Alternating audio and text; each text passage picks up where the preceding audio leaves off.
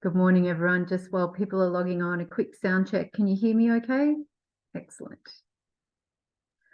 Okay, well, good morning and welcome to day 3 of the roundtable for the Burra Creek project. Thanks to the parties for agreeing to start a little bit early. That will make it easier for us to make it to Swan Hill before it's too late, because we are planning on conducting our site visit tomorrow, so that'll be a big day.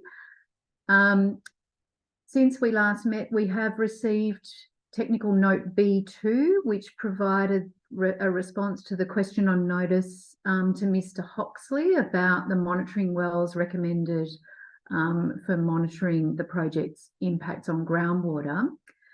Mr. Forrester, I just wanted to check in with you as to when we had quite a long list of questions for Dr. Treadwell, a lot of which related to the modelling, and he needed to go back to the modellers. Can you just give us an indication of when we might be able to expect a response to those questions? My latest update is that Dr. Treadwell's made arrangements to speak with the various people and had initial discussions with them all, but I don't have a timeline for the production of the ultimate answers, because ultimately I think that timeline depends a bit on some of the detail that's involved. Yeah. He's working of his own initiative and at our behest toward providing a response, ideally before we arrive at Thursday and the day for closing submissions. I'll see if in the course of today I can get a better indication based on any further work that Dr. Treadwell's undertaken this morning. That would be really useful. That's by the end of the day, yes. Right. I might take that moment to identify we're also working on a number of other documents to respond to matters which have arisen and questions which have been put largely to the proponent.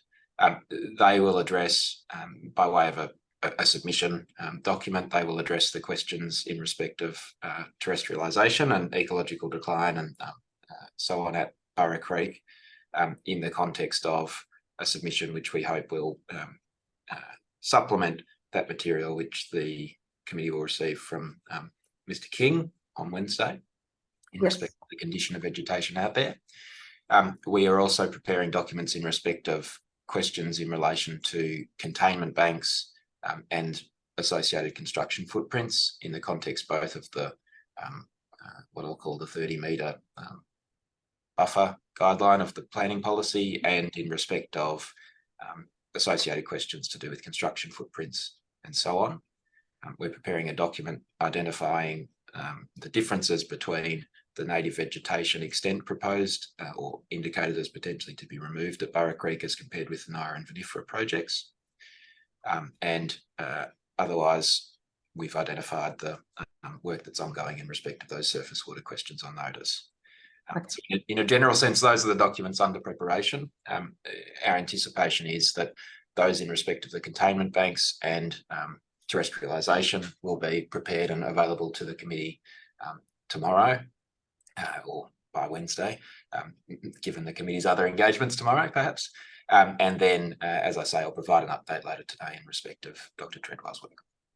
Okay, great. Thanks, Mr. Forrester. Are there any other preliminary matters that anyone wanted to raise before we get started with Mr. Benyei?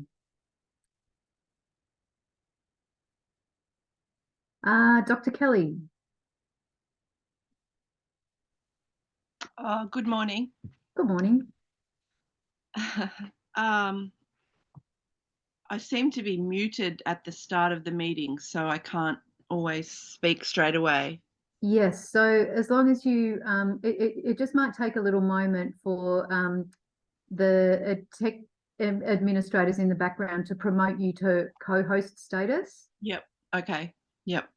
My question was, with this roundtable, I'm not sure if you did it at the start of the other day, and I'm sorry if I missed it, but can you explain, like, we had the EES for Hattah, and then we had the roundtable for the other two parts of ER Central, and we had that in Swan Hill in a type of roundtable format. Mm-hmm. But how are you, as the chair of this roundtable for Burra, how are you allowing it to be a roundtable? Like, what how is this different to, say, the Zoom we had for Hatter, which was an EES? Yes, so that is basically directed by the terms of reference to the committee. So the terms of reference direct that matters that for which a full EES was prepared to proceed by way of a full public hearing. And that can be online or in person, but it's a full hearing format.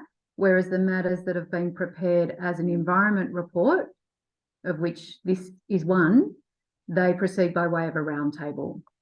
Yeah, I didn't mean that. I meant more, how is it a roundtable? Like what like the roundtable's meant to be less formal, etc. I'm just wondering, how is it less formal? Because it seems quite formal. Okay, well, I'll take that as a comment rather than a question, but they're structured a bit differently. Instead of having each party present their full case and then, you know, subsequent parties to follow, as you would in a hearing, in a roundtable we have theme days where we just deal with the issues by theme. That's the key difference between a roundtable and a public hearing.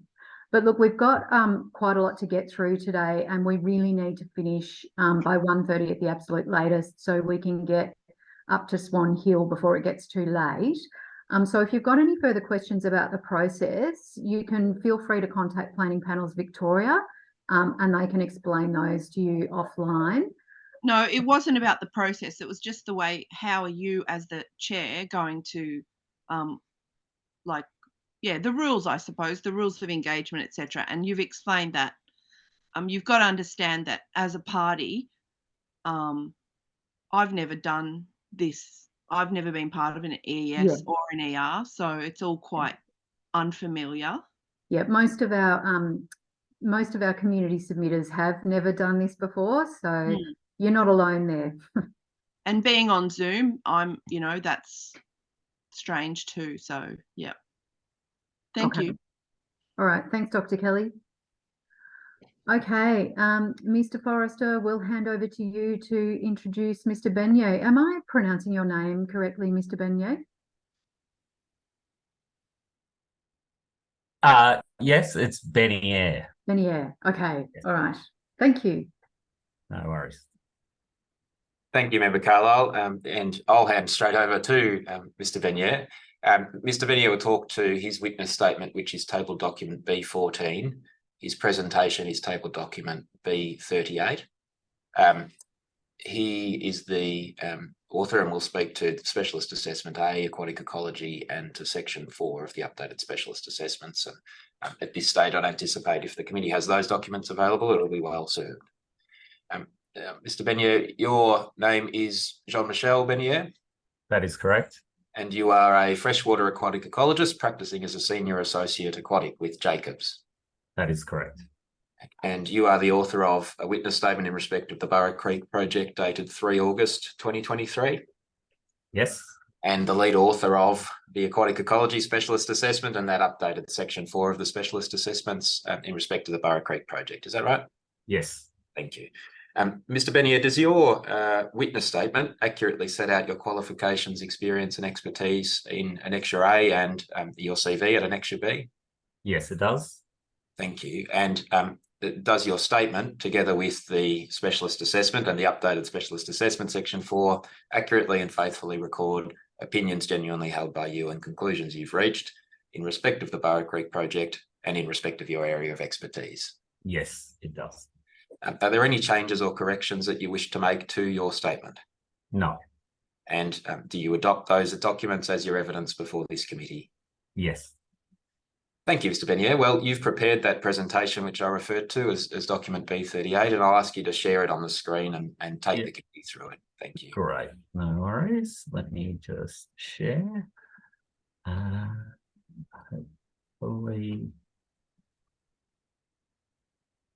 Hopefully you can see that now. I'll just put that in presentation mode. So thank you everyone for the opportunity to present today. Yes, so I think we've covered the preliminaries. So as spoken about, I did prepare was the lead in preparing the specialist assessment ecology aquatic for the Burra Creek project. In addition to the addendum documents, and I have reviewed submissions to the ER and prepared responses accordingly. In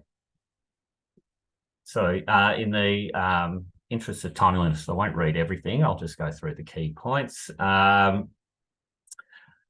The Northern Water Management Area, which is the particular focus of the project, contains wetlands and waterways and floodplains that are dependent on regular inundation.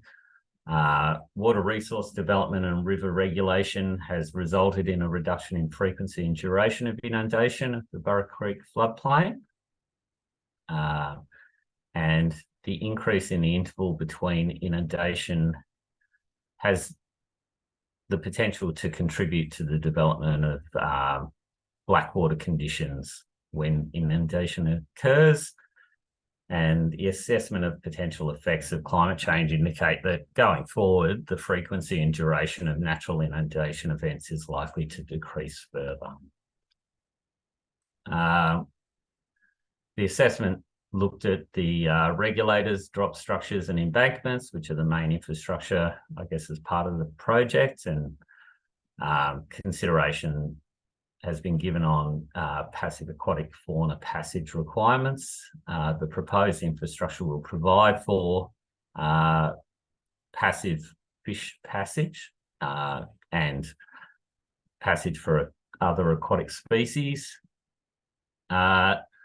It's my belief that the project will improve floodplain access for aquatic fauna by removing some of the existing barriers to flow and passage on the floodplain, and that fishways or fish ladders or whatever you want to call them haven't been included in the design and aren't required to achieve the beneficial outcomes for aquatic fauna at the project.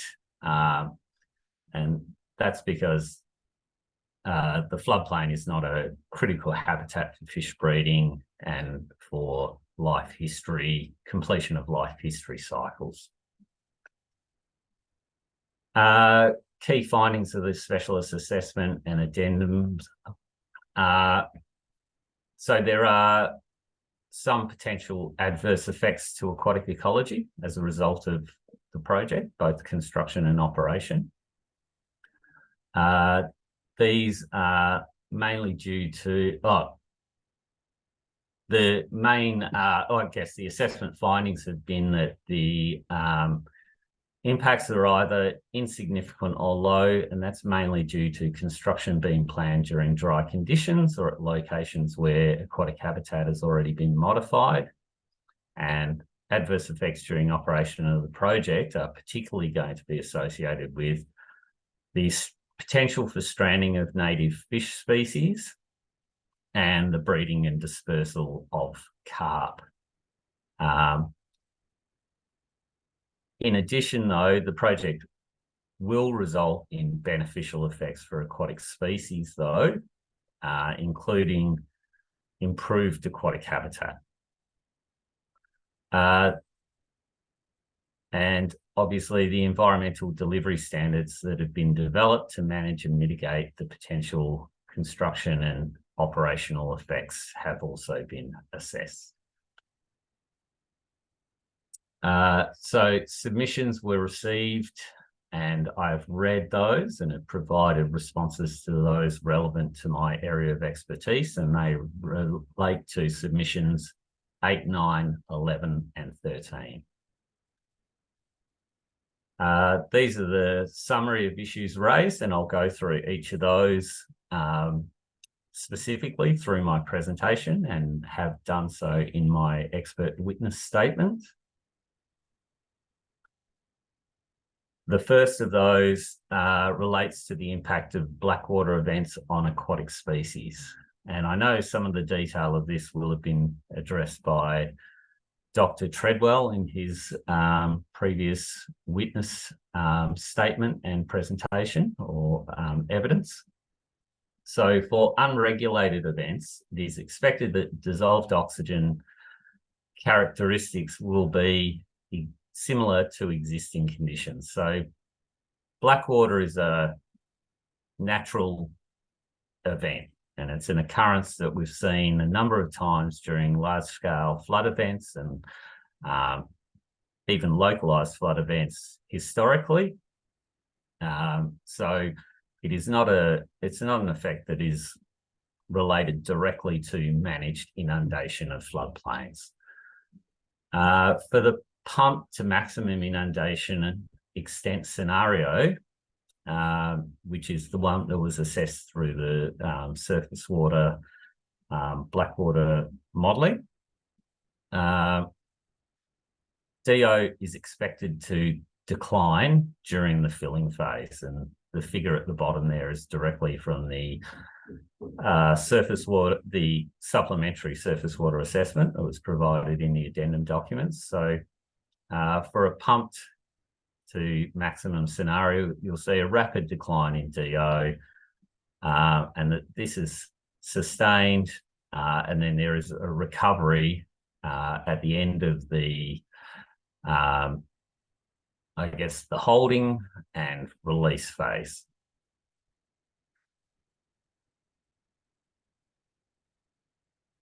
So I guess the impact of the Blackwater event on aquatic species, so the actual response is likely to be variable where there is only some areas of localised low DO conditions, and this has been demonstrated historically through past monitoring of natural and managed floodplain inundations. And in these situations, fish will have the opportunity to either exit the floodplain if conditions are unsuitable, or if it is a variable DO response across the floodplain, they'll be able to avoid areas of low DO, and that is a natural response of native aquatic species.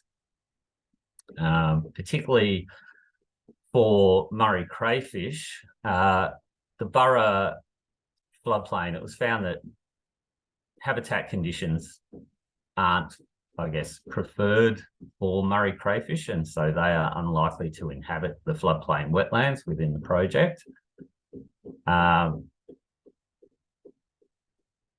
far as impacts go to the Murray River, the Blackwater modelling has shown a very minor decline in DO concentration of the Murray with, I guess, during the discharge of water off the Burra Creek floodplain.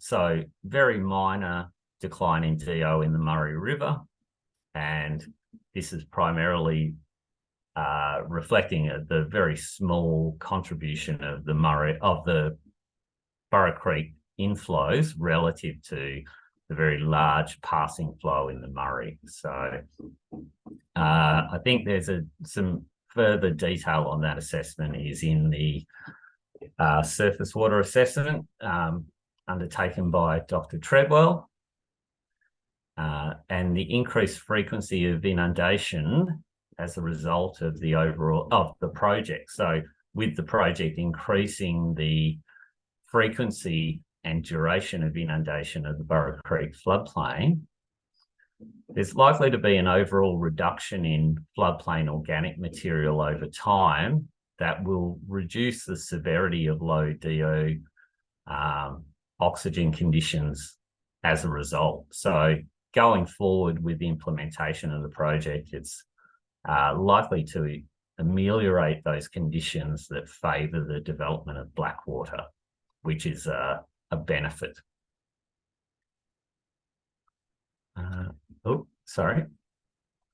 The next response is in relation to the stranding of native species, and this was identified as potential risk through the specialist assessment. And stranding, as with Blackwater, stranding is a natural hazard for native and exotic species that use floodplain habitats. So it's been, it's been identified through numerous studies, and is a known potential risk. Nonetheless, some native species, and particularly those that are likely to inhabit the Burra Creek floodplain, those small-bodied and medium-bodied native species, they do respond to cues of falling water levels. So we know there is a response in native species that will trigger them to move off the floodplain. The project will promote native fish migration off the floodplain where possible, and this is through the development and implementation of a native fish exit strategy in accordance with the principles of adaptive management. So what I've included there is a figure from the fish management plan for Burra Creek project.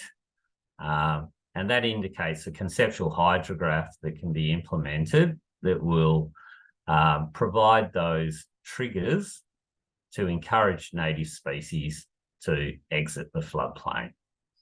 And the implementation of a fish exit strategy or a fish exit hydrograph has been successfully demonstrated at Gunbow Forest as part of the Living Murray project.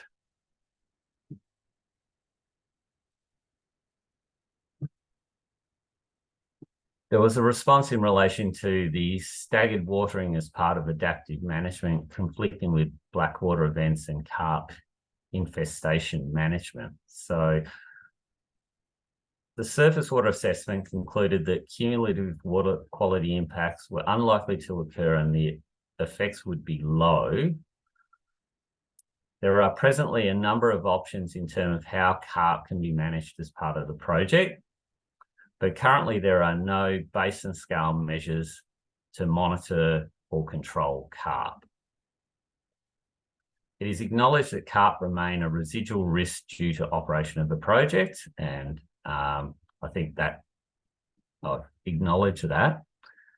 And the operating plan and decision-making would be informed by operational monitoring and adaptive management. So for the project, yes, we've got risks around blackwater and carp infestation, and some of, I guess, the adaptive management opportunities are to stage watering so that they don't favour the development of either of those risk pathways. But they will be considered within the overall context of operating the project consistent with the adaptive management, I guess, framework that's been established. A little bit more detail here about carp, and this is in response to submissions related to the proliferation of aquatic pests and weed species and pathogens. So carp are already present within the Murray River and the project area, and carp were identified as present on the Burra Creek floodplain during field surveys. Management inundation will provide suitable habitat for carp breeding. So whether it be natural or managed inundation, if you put water on the floodplain and carp are present in the Murray River or on the floodplain already, then they will be favoured by putting water on the floodplain. The operating plan includes requirements to minimise carp breeding, and that is through potential adjustment of the timing of when floodplain inundation occurs, and the potential adverse effects of carp as a result of the project will occur alongside the benefits. So putting water on the floodplain is going to be an absolute benefit to native aquatic species, but you know, we can't ignore the fact that we're also creating favourable habitat for carp breeding, and that is evident through natural or any of the kind of existing managed watering projects occurring within the basin. EHNV is a freshwater aquatic virus that occurs within the basin, but at present it is thought to be absent from the middle, western and northern portions of the Murray-Darling Basin, but lab trials have shown that there is a susceptibility of native species. So even though it's absent, you know, native fish are susceptible to it. Although it is considered unlikely that the project would introduce any pathogens, and particularly EHNV, if they're already not present, you know, I believe that the general hygiene mitigation measures that have been developed for the project, particularly during construction, would limit the risk of introduction of EHNV or other pathogens. As far as aquatic weeds go, so the project, again, you know, managed inundation of the floodplain would create potential habitat suitable for aquatic weeds. Surveys within the project did not identify areas of existing weed species infestations. And I should have put the word aquatic there, so aquatic weed species infestations. And that's a significant contributor to any kind of risk of proliferation of aquatic weed species. Increased abundance of some aquatic weeds has been associated with managed inundation of projects within the MDB though, so there is a potential there, but the risk for Burra is low because of the fact that they don't already occur within the project area. There is a potential though, of course, for some species to extend their current distribution as a result of the operation. Monitoring and controls would be outlined in the flora and fauna construction and operation management plans though, and certainly believe there is no greater risk of proliferation of aquatic weeds than for natural flooding with a similar hydrograph.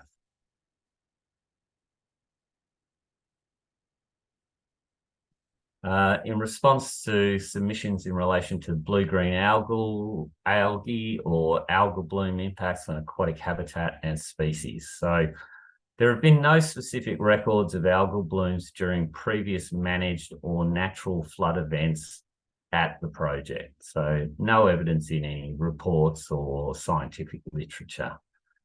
As a result of inundation of the floodplain though, nutrient concentrations would be expected to increase in water held on the floodplain, and that is irrespective of whether it's natural or managed inundation, and that's just a natural process. Managed inundation is proposed to occur in winter, spring, and held into early summer, depending on the scenario. And it would be if inundation extends into summer, where conditions would become more favourable for algal growth. Algal growth, though, is likely to be within the range of a natural or unregulated condition. So, you know, certainly don't believe there's any greater risk than when compared to a natural inundation event. Modelling, the water quality modelling that was done as part of the surface water assessment showed that an increase in nutrient concentration to the Murray is negligible due to operation of the project, and that managed inundation is actually expected to be a net sink for nutrients. So there'll be less nutrients going to the Murray River, and chances of algal growth occurring does not pose a significant additional effect. So yeah, there's no additional effect as a result of the operation of the project compared to natural conditions. In response to submissions relating to indirect and cumulative impacts to aquatic environments. So potential cumulative impacts were considered for all VMFRP and multiple other applicable projects, including the existing Living Murray projects, and also looking at other Sidland projects, or Sidland projects, I should say. It is unlikely that cumulative effects would occur for the majority of effect pathways.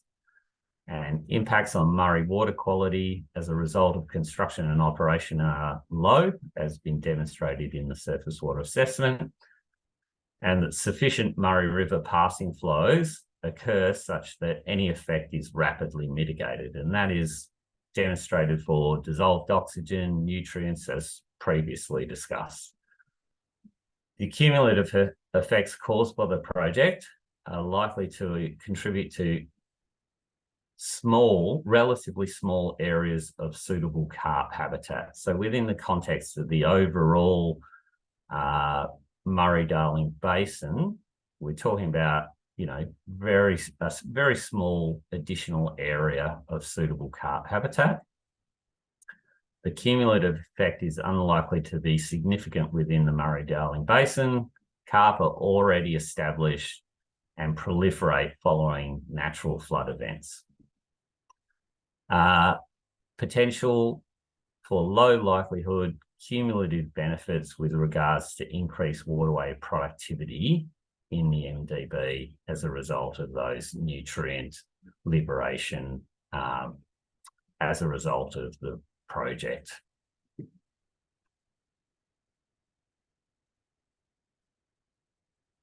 In response to submissions in relation to negative impacts to matters of national environmental significance, MNES, which are threatened species and or Ramsar sites. So for the project, there were 4 species identified, 4 MNES species, so EPBC listed taxa, so Murray cod, silver perch, which have been recorded in the Murray River adjacent to the project.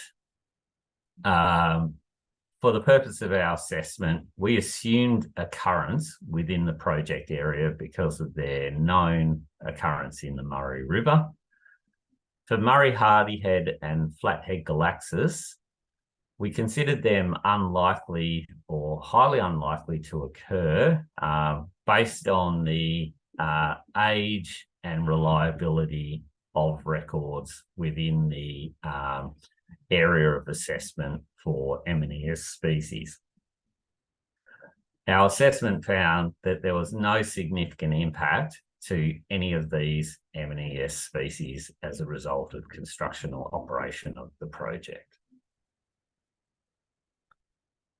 In relation to Ramsar sites, and I know it's incredibly hard to see these, but the 2 closest Ramsar sites are the Kerrang wetlands, which are upstream from the project, and the Hattakulkine Lakes Ramsar site, which are downstream of the project sites. So both these project sites are substantial distances away from the project area, and both have a lack of hydraulic connection to the Murray River. So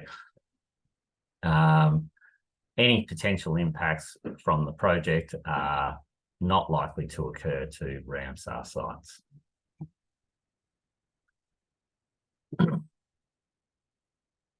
In response to submissions relating to salinity impacts to aquatic species and environments. So floodplain inundation of the project has the potential to result in increased recharge of groundwater that can increase the level of the groundwater. So shallow water tables develop for part of the time in the low-lying areas.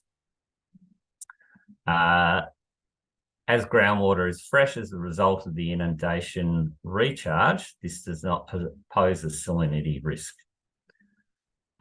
Increase in the salinity of the Murray River of 3.1 milligrams a litre is expected to occur, but this is, approximately only 2% of the typical background salinity of the Murray River, which is at 150 milligrams.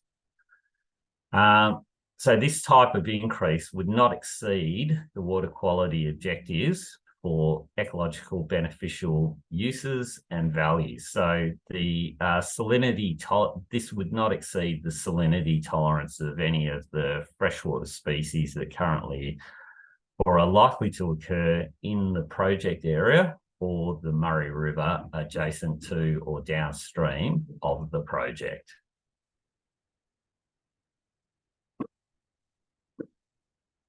In response to submissions relating to the lack of connectivity during pumped watering events. So temporary pumps would be used under low Murray River flows, depending on the operational requirements. So temporary pumping has been, I guess, included in the potential operating plan, particularly for the pump to maximum scenario and potentially under other scenarios, depending on the operational requirements. It is proposed to use pump screens to prevent entrainment of adult fish and turtles when pumps are used.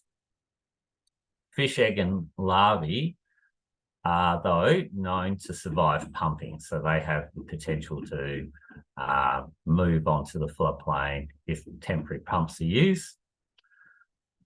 So the use of pump screens reduces any risk to aquatic animals, adult fish and turtles, particularly being entrained within pumps. So there's no risk with the use of pumps, but it's rather about a reduction in the potential benefit compared to a flood capture inundation. So you won't have that degree of connectivity and the ability of fish to move up onto the floodplain during a wholly pumped scenario or during periods when a temporary pumping is used. Nonetheless, pumped watering of Hatter Lakes has been shown to allow the establishment of native and non-native species populations historically during managed inundation events at that site.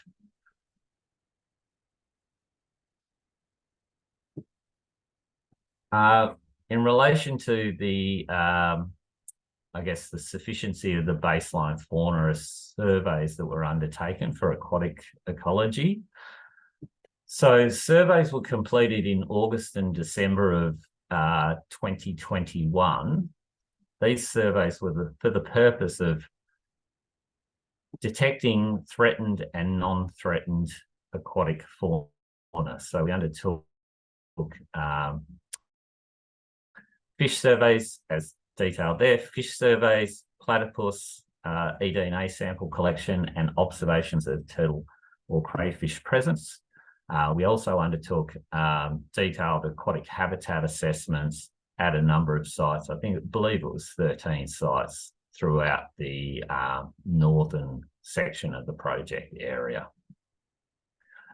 Those surveys were undertaken at excuse me, all the main infrastructure locations, as well as sections along the creek where they were identified as being suitable or areas likely to become inundated as a result of operation of the project, or areas that held water at the time of the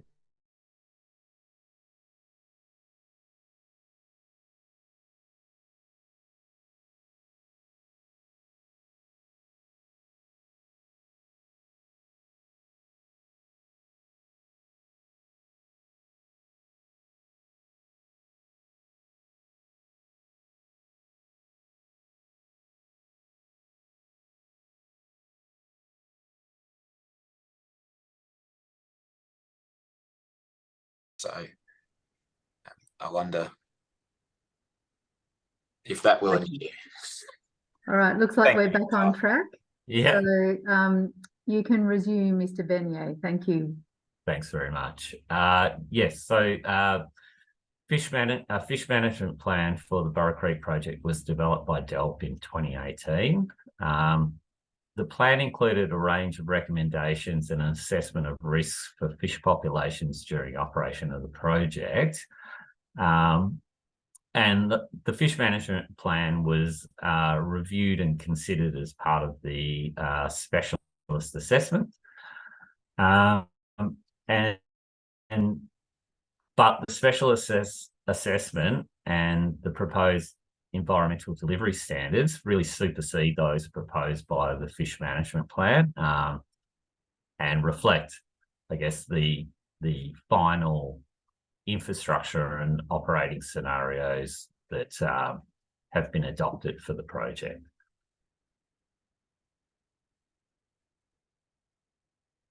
In relation to the environmental delivery standards exhibited that are relevant to my area of expertise, these are detailed below, and particularly EDSs E1 through to E3 are directly relevant to the aquatic assessment.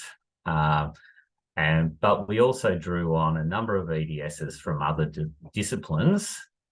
For example, the construction, geomorphology, groundwater and surface water EDSs.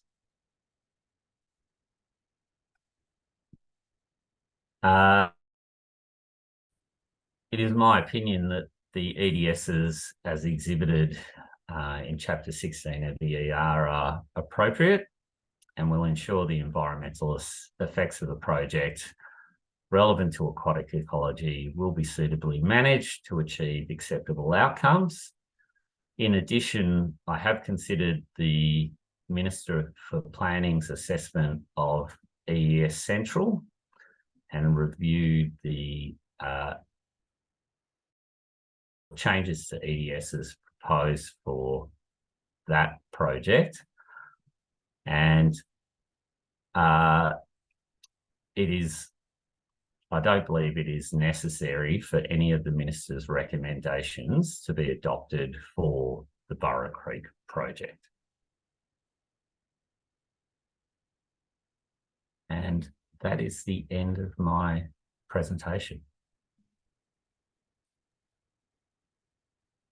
Okay, thanks, Mr. Bernier.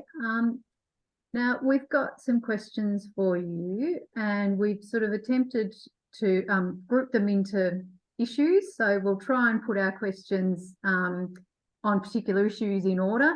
There might be a bit of jumping around, but we'll try and keep that to a minimum. Dr. Kelly, are you likely to have questions for Mr. Bernier? Yes.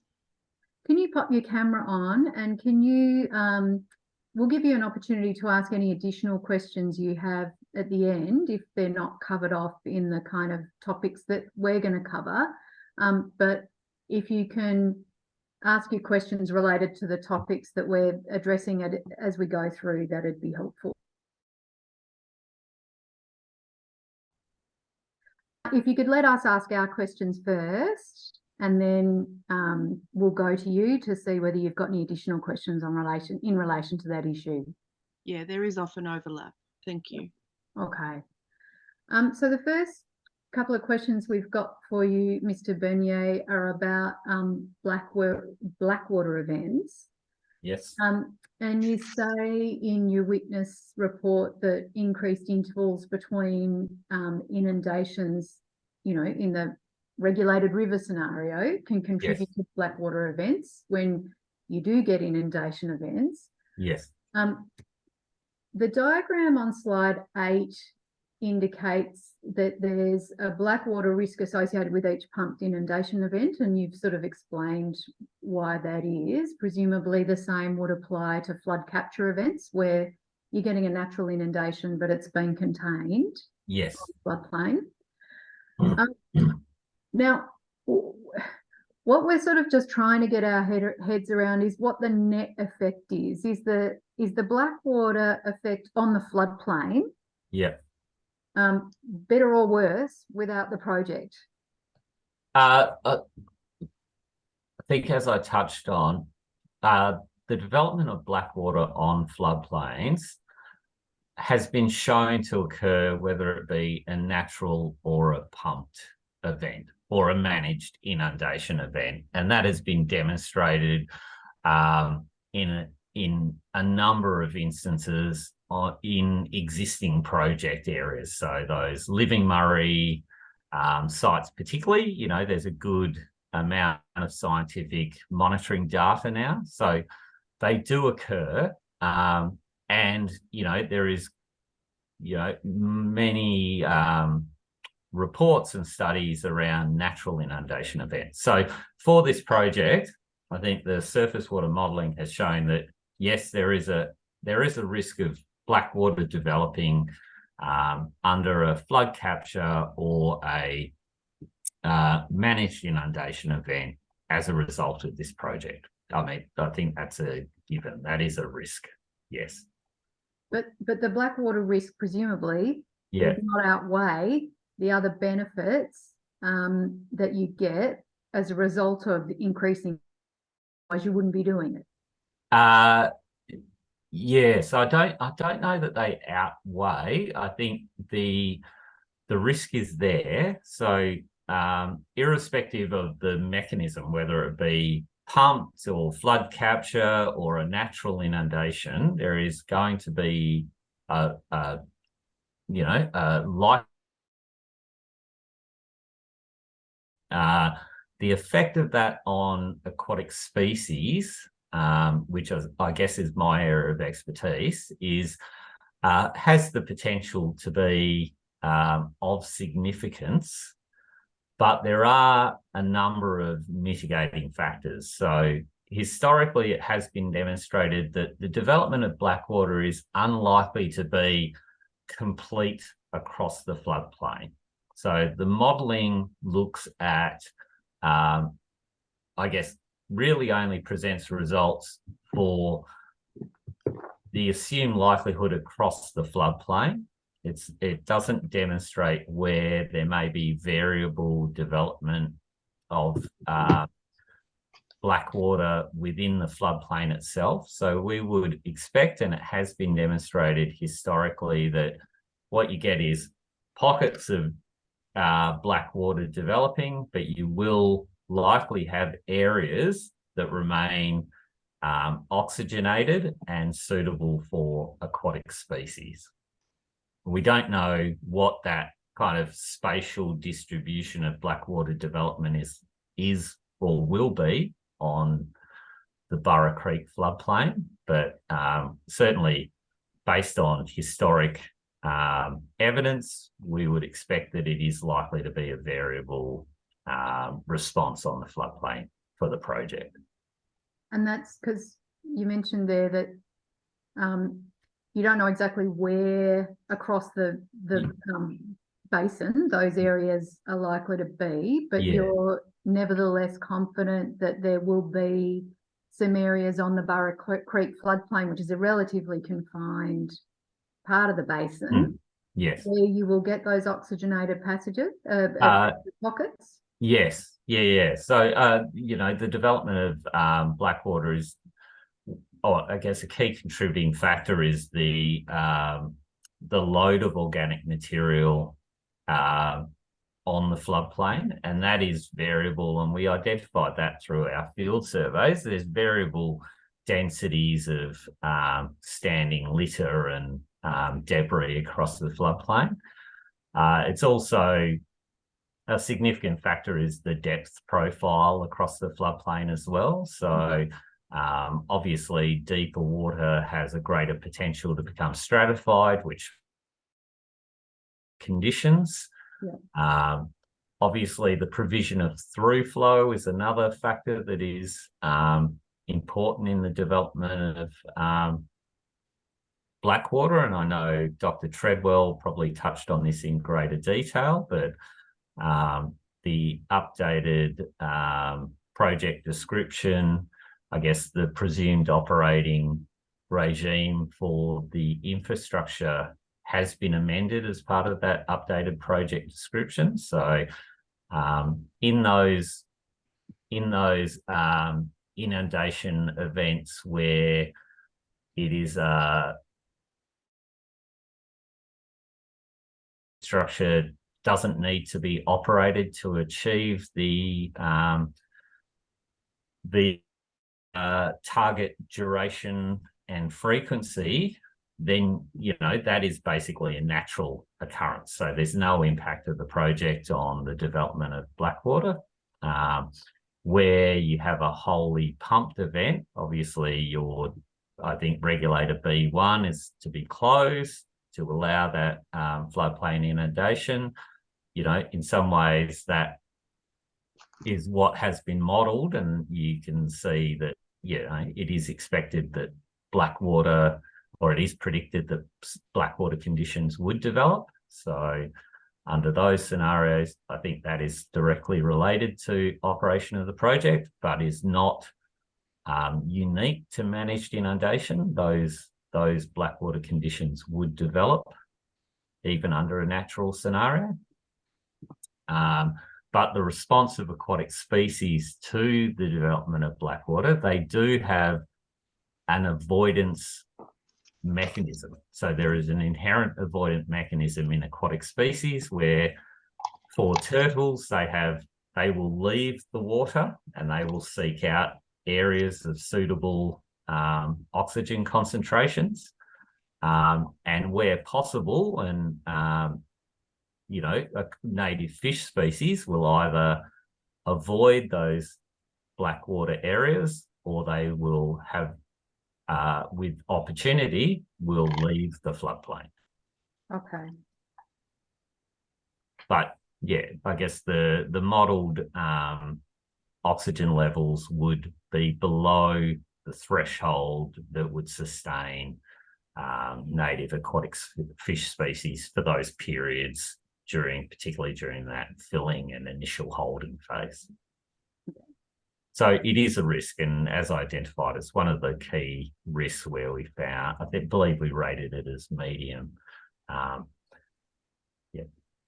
Okay. Just give me a sec to catch up on my notes. Mm-hmm. No worries. So do Blackwater events or low or even zero, because that graph you showed on, I think it was slide 8, indicated that there are periods during the early filling up phase and holding phase where your oxygen really is at sort of very low levels. Yes. Does that affect vegetation as well as aquatic animal species? Yeah, that's it's not something I can really talk for. I can provide comment in relation to aquatic species, and it may have some impact on aquatic vegetation species, depending on whether they draw oxygen through their root system or from the water column itself. But it wasn't a particular focus of our specialist assessment. And why is that? Is that because there were no species of particular significance thought to be present that could be impacted by that? Or yes, absolutely. So there were, I think, as I touched on in relation to one of the other submissions in relation to potential for weed proliferation, we didn't find areas of highly abundant aquatic plant species. So they did occur through the Burra Creek floodplain, but there were none of significance within the project area. Okay. We talked about flow-through rates with Dr. Treadwell as one of the mitigation measures to address kind of Blackwater risks. He sort of indicated, and I think we were actually talking through it, extracted on one of your slides, that flow-through rates would need to be fairly high to kind of really significantly reduce the Blackwater risk. Yeah. How effective a mitigation strategy can flow-through be, given the rates of flow-through that you'd need to actually achieve that flushing? Yeah, and I guess my response will refer directly to the surface water assessment undertaken by Dr. Treadwell. They certainly identified that the required through flow to mitigate the development of Blackwater are high and beyond what is expected to be able to achieved through operation of the infrastructure for the project. Nonetheless, I guess, and Blackwater modelling really looked at the entirety of the floodplain. So the through flow that can be achieved through the main Burra Creek channel, though, you know, I certainly believe that that will be a benefit if blackwater conditions were to occur. So it may not prevent blackwater developing across the entirety of the floodplain, but it is, I think it has the real potential to provide, you know, DO refuge areas, particularly within that main Burra Creek channel area during filling and holding where the infrastructure remains open. Okay, that's actually a perfect segue to my next question, which is my last question on Blackwater, which was to talk about in just a little bit more detail about this concept of these refuge areas. Dr. Treadwell mentioned that even with, you know, like near the sort of intake point where you get a bit of agitation of the water, you can get these sort of higher oxygen levels that create these refuges. What are your thoughts about the effectiveness of that? I mean, you just mentioned the channel as a refuge, but on the floodplain, is it realistic to expect that we get enough refuge that would be sort of adequate to sustain whatever population of aquatic species we've got on the floodplain at any given time? Yeah, I guess, look, I certainly believe it's likely that there will be refuge areas. So, you know, the DO response across a floodplain has been shown to be variable. So it is likely that there will be areas of suitable refuge for aquatic species as far as areas of sufficient DO. Where they might be, I guess will be dependent, and I guess will be informed by ongoing monitoring and to understand how Blackwater potentially develops on the floodplain. But so I can't say whether it'll be sufficient to sustain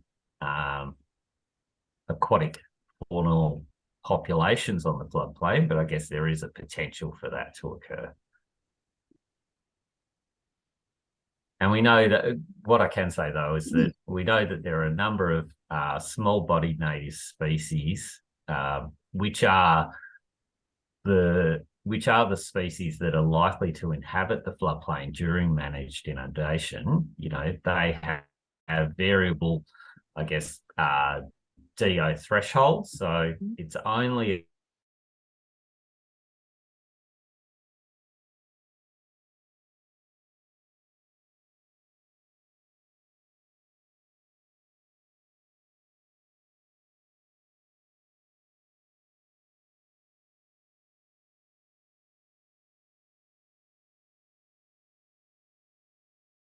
and I guess in addition, you know, our field monitoring when we were there in 2021, we did identify that variability. So when there was water evident on the floodplain, we found some locations had very low dissolved oxygens, some had sufficient dissolved oxygen to be suitable for aquatic species as a demonstration of that variability.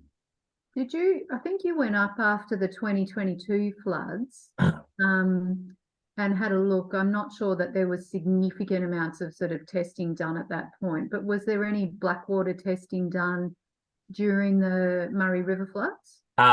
Yeah, we didn't go back up after the 2022 floods. We were there in December 2021, which was after a period of high Murray River flows. So there had been inundation of Burra Creek, and that's where we found variability of dissolved oxygen within those inundated aquatic habitat areas. You don't have any sort of mapping of that you are able to, that already prepared that you'd be able to provide to the committee, do you? We don't have that mapped, but I do have within the specialist assessment, there is a table that provides the water quality monitoring results for the assessment sites. Can you just give us that table reference? Yeah, I'd have to take that on notice. I don't have that at hand, but I can provide that. And that's the original specialist assessment, or is it the updated assessment in light of the War-Call effect? No, that was the original assessment. Yeah, okay. But that will, I guess, give you an appreciation of how dissolved oxygen or low dissolved oxygen conditions develop variably across the floodplain when water is present. Okay. That was all I had on Blackwater events. Any follow-up questions from Member Briscoe? I just had one in terms of how the inundation events get rid of the black water, in your understanding, whether it or to what extent it's due to that organic matter causing the black water, whether it's due to that organic matter being flushed out and washed out, or it being processed in the floodwater on the floodplain. Yeah, so I think the general principles around how black water kind of develops and then is ameliorated is that during initial inundation of floodplain litter and debris, there is an initial, I guess, bacterial decomposition of that organic matter that exceeds any kind of air-induced mixing or oxygen production from algae, and that then results in the initial decrease in oxygen. So oxygen consumption exceeds oxygen production, but as that organic matter becomes consumed, that then oxygen production from algae or wind-induced mixing begins to exceed that consumption demand, and oxygen then recovers. So with repeat inundation though, so with an increase in frequency of inundation, that organic matter breaks down through that cyclical process. So you reduce the amount of accumulated organic matter on the floodplain with frequent and repeat inundations. So why Blackwater is considered to be more likely as a result of inundation. Blackwater is considered more likely to occur now than it has historically due to that reduced frequency that floodplains get inundated because the organic matter accumulates. So as that accumulated litter load decreases with more frequent inundation, the actual risk of Blackwater will reduce over time. Yeah, thanks for that. And the reason I asked that question was I guess to see what your understanding was, what the War-Call effect might be in relation to the removal of that organic matter, whether it was simply, as you say, decomposition on the floodplain, as opposed to that organic matter being actually sort of entrained and washed out of the floodplain. Yeah, that may occur in the main Burra Creek channel with the provision of through flow, but the velocities across the floodplain are probably insufficient in my opinion to result in kind of, mobilisation of organic litter and debris off the floodplain. And so therefore then we don't need to really take account of the War-Call effect in terms of the removal of organic matter. Doesn't affect that process. No, I think that more has an effect on the frequency and duration of inundation of the floodplain rather than the hydraulics. Okay, thanks for that. That was my only question in relation to Blackwater. Dr. Kelly, did you have any questions about Blackwater? Yes, I did. Mr. Benyei, during the recent flood, there was a very large Blackwater event, which you would have known about. Yes. But my question is, I hope that you would have picked up from our submissions and other submissions the concern about Blackwater, and the concern not that the Blackwater develops within the project area, but that the Blackwater develops because of the 9 projects and the way the 9 projects, in the context of the water buybacks, that if the projects go ahead, less water will go back to the environment. Therefore, the potential for Blackwater to occur because other areas, non-project areas, are getting less flooding. Therefore, they will be more prone to increasing the organic matter load, and therefore Blackwater in the whole river. So it's not just talking about the project area. It's that Blackwater will come into the project area from the main river during a flood event, because so it's the effect of, and I suppose we're calling it cumulative, or but what the real concern is the likelihood of more Blackwater events because of the projects happening, and therefore less water coming back as part of the Murray-Darling Basin Plan. Can I help explain that more, or is that enough? No, I think I understand the question, Dr. Kelly. And I guess as part of our cumulative effects assessment, on the basis of the fact that, and I'll refer back to even the NIA and VMFRP, I guess, assessments, we found that the return of the potential impacts of return of Blackwater to the Murray River is negligible as a result of each of these projects. Just pause for a sec so we can turn that noise off. Yeah. Okay, I think we're ready to go.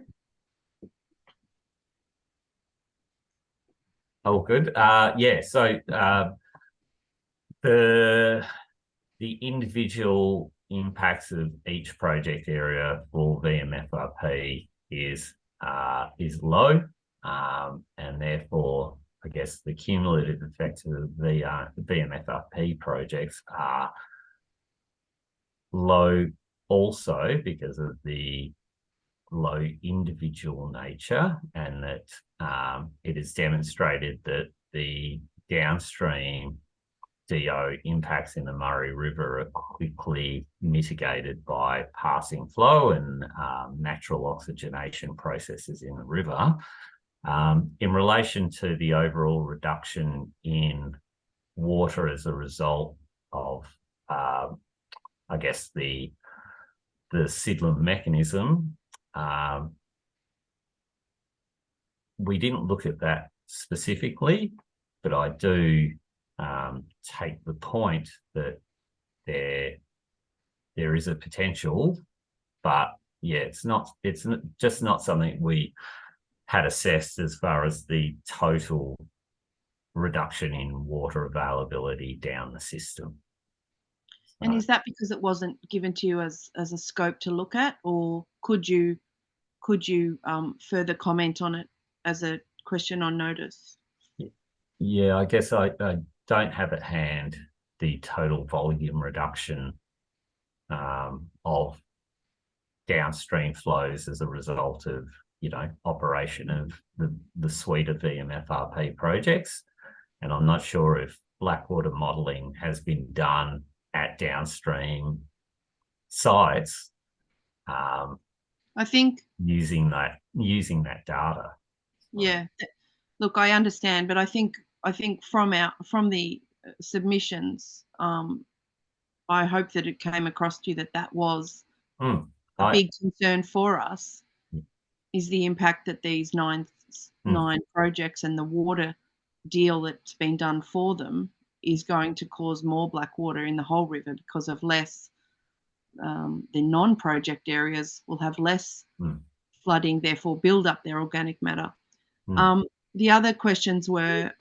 Before you go on there, Dr. Kelly, can I just jump in to clarify Mr. Bernier's response to that last question? Do you not have data on... Okay, so there's a certain amount of water, and we don't get into water allocation, that's outside our scope, but there's a certain amount of water that will be required for these projects. It's then released back into the river, but there is presumably a percentage of loss of the total amount of water coming in compared to the total amount of water going out through evaporation or other sort of mechanisms. Do you not have data on the reduction in the overall system?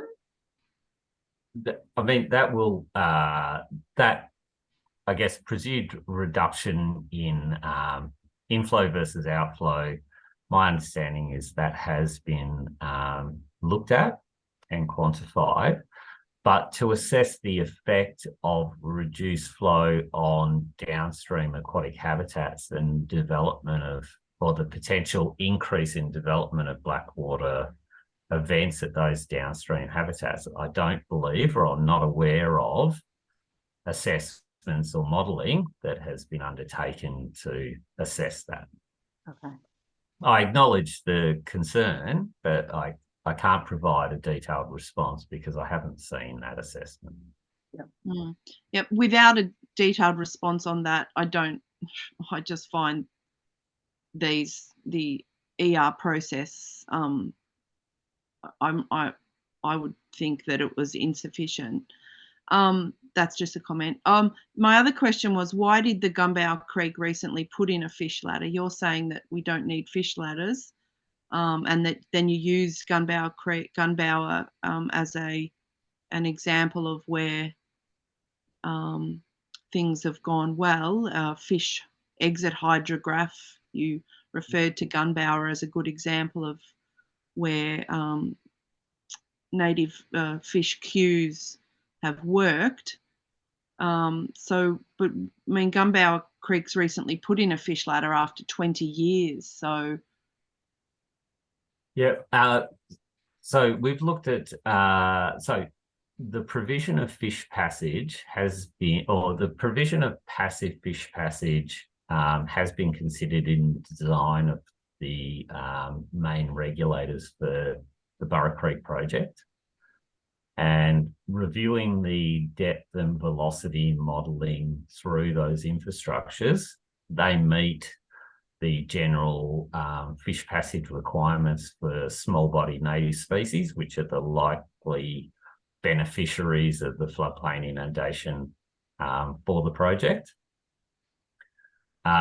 So the infrastructure that's being proposed should be sufficient to provide that provision of passive fish passage on and off the floodplain during the seasonal fresh and the Burra maximum scenarios. The reference back to Gumbow in relation to the fish exit strategy indicates that the implementation of a fish exit strategy has been demonstrated to be successful in triggering native species to exit the floodplain. So, you know, I can't comment on why a fishway has now been proposed at Gumbow. not proposed, it's been done. It has been implemented there. You know, after 20 years. Yeah. Gumbow Creek. I'm not sure why. I haven't looked at and can't provide a response at the moment as to why they would have, but I can only assume that is because they have identified fish objectives that would be only achieved through the provision of active fish passage. But Yeah. yeah, for the Burra Creek project, I should note there is no specific fish objectives for the project, and therefore the provision of passive fish passage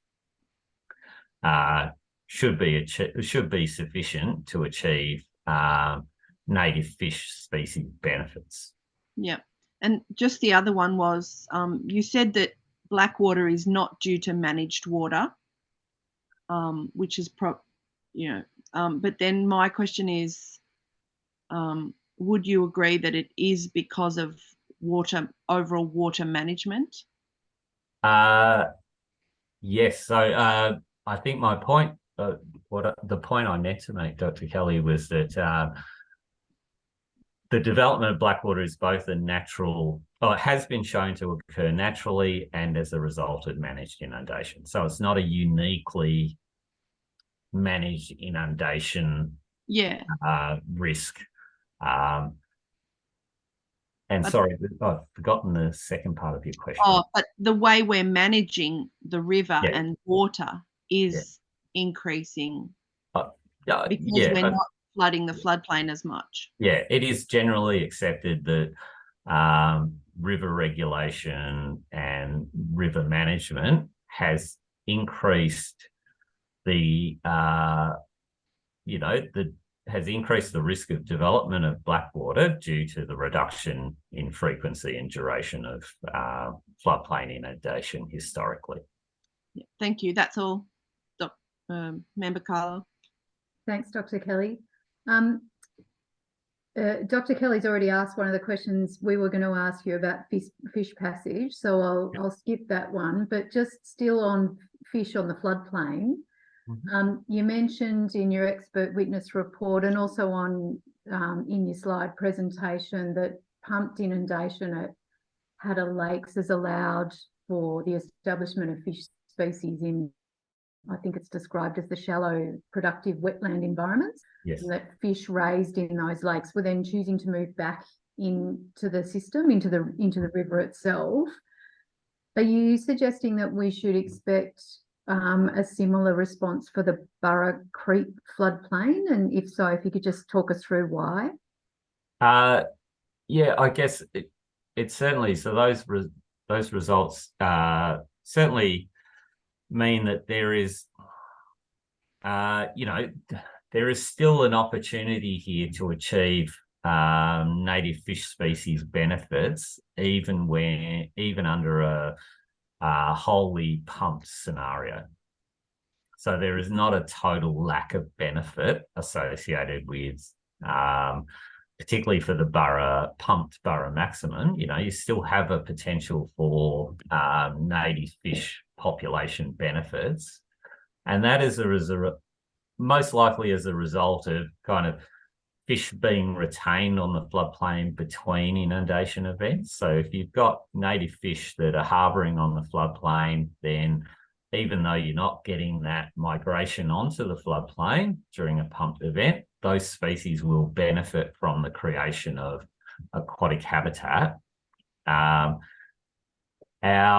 field surveys did find a number of native aquatic species that were occurring in refuge aquatic habitats on the Burra Creek project floodplain. And that they would be an example of, if they're there and water is introduced to the floodplain, they will undoubtedly respond positively to that inundation. So, but has there been any kind of work done around whether the periods of inundation, I mean, the life cycles of these species are likely to vary, and as we understand it, the main way during a pumped event that fish are going to end up on the floodplain is through the larvae and the eggs getting through the pumps, because the pumps get screened, so you're not going to get any adult fish up there. Yeah. Is the duration of the inundation events, have you done any work around whether that's long enough to sort of see a substantial, I don't know, whether it's a breeding event or even a full life cycle for the larvae that end up on the floodplain? Yeah, Yeah, so the timing and duration of the proposed inundation events does coincide with the broadly accepted kind of those important periods for breeding for small-bodied aquatic species, Yep. so native aquatic fish species. So, you will, there is a genuine likelihood that you will have species that are able to breed on the floodplain during these managed inundations, and those juveniles can then exit the floodplain and contribute to the overall population in the Murray River. Yeah. Okay. So that kind of winter, spring period, and particularly the spring period, is the key breeding period for many small-bodied native species. So we are expecting that juveniles will get to a stage of development that they can then return to the Murray and successfully complete, their overall life cycle. Okay. So any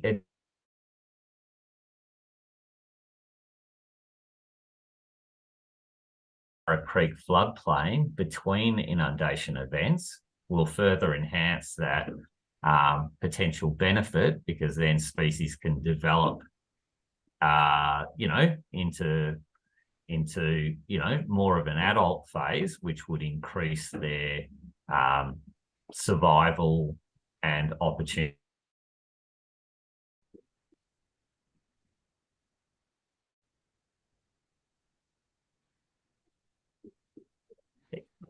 Okay, looks like we're the recording's back on, so we'll continue. Dr. Briscoe, any additional questions about fish? Yeah, I just had a few, and I just started resorting them as we had to pause the recording, so I have to gather my thoughts here. So my first question is just a follow-up with in relation to Dr. Kelly's question or comment in relation to the Gunbower Creek Fishway. And I understand that's been installed recently, and the View Fund that they sold some environmental water to pay for it to increase connectivity for fish. Given that you've given us the, I guess, Gunbower as the model that's being used for this native fish exit strategy and carp management, I'd just be interested in understanding, and this is a question on notice rather than a question now, I guess, understanding what that means in terms of your evaluation of the works that have been done at Gunbower, and whether that's addressing different issues or whether it's addressing some problems with those strategies. I can certainly take that on notice, and I would have to understand, what the objectives were behind the installation of the fishway at Gunbower, and whether they are relevant to the project. Totally, that would be helpful. I've seen sort of headlines in CMA newsletters, but that obviously doesn't give it the full picture. Yes, no worries. Now getting back to fish ingress and exit, and I guess one of the reasons we're here now rather than sort of dealing with Burra Creek and the previous roundtable is this, I guess, new understanding of the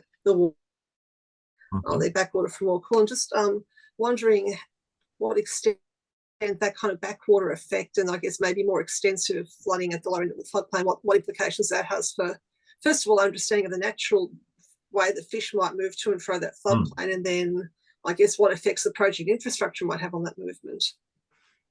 Yes, so my based on the surface water or the updated surface water assessment, it's more I guess more frequent that you would see inundation of the Burra floodplain occurring from that downstream end where the B1 regulator is, and that is the current mechanism by which initial inundation of Burra Creek was assumed in the original specialist assessment. So I guess the Moorcoolum effect will see, more frequent access of the floodplain to native aquatic species. The updated specialist assessment, or the surface water addendum, has looked at velocities and depths through the infrastructure, and has identified that the depths. So we've looked at that, and we've looked at the depth and velocities through both the B1, B2, B4 regulators, and I think they've included an assessment of just Burra Creek, and the velocities and depth profiles through the infrastructure upstream and downstream meet those the swimming capabilities broadly of small-bodied native species. So we shouldn't see the infrastructure when opened affecting the ability of native aquatic species to enter or exit the floodplain. So in terms of swimming abilities, do you mean swimming upstream against the current, or swimming, I shouldn't use upstream, downstream, given what's going on, but swimming against the current, so against, rather than, and is that because of the relatively low velocities that have been shown by the modelling? Yes, that's right. So they are typically below 0.3 metres per second, which is considered the upper threshold for native aquatic fish species.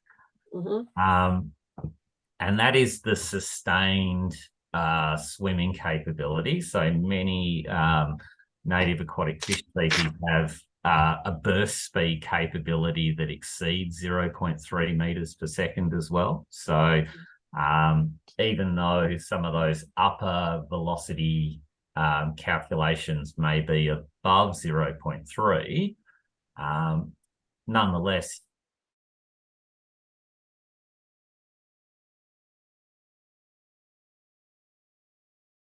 those infrastructure locations. Obviously, when the infrastructure is closed, that becomes a barrier to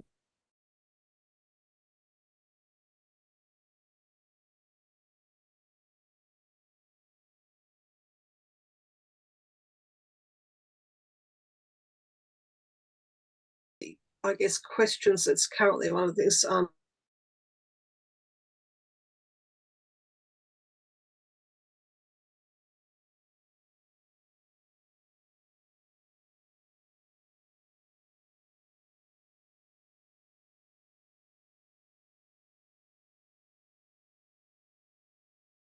the back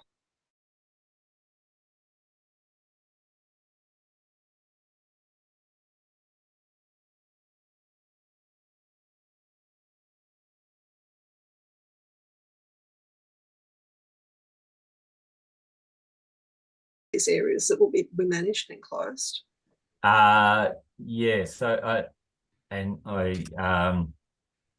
We did look at the effect of containment banks on I guess movement of aquatic species on and off the floodplain, and I guess the main areas of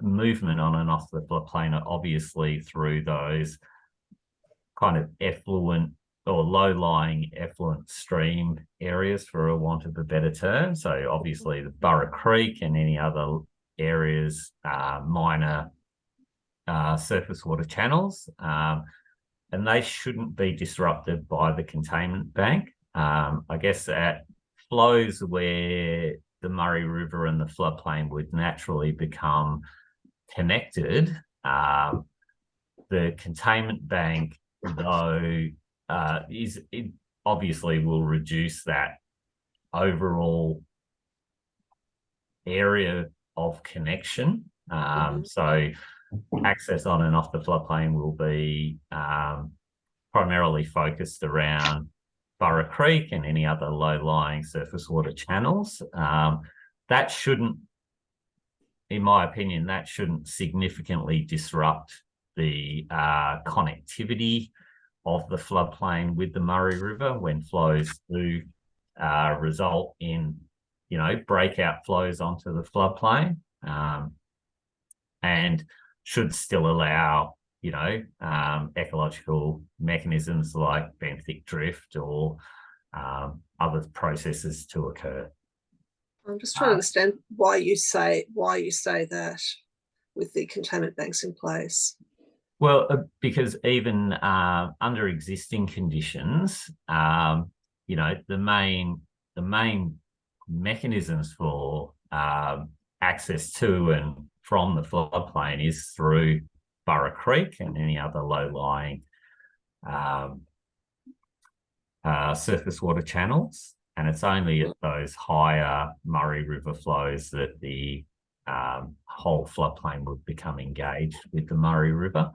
The containment banks are also, you know, relatively low, in my opinion. So they're a raising of existing tracks, but you know, those tracks in themselves are likely to become overtopped during very high Murray River flows. So you do get some constriction of access, as I previously stated, to the main Burra Creek channel and any other low-lying surface water channels, but you are still providing that mechanism for connectivity between the floodplain and the Murray River.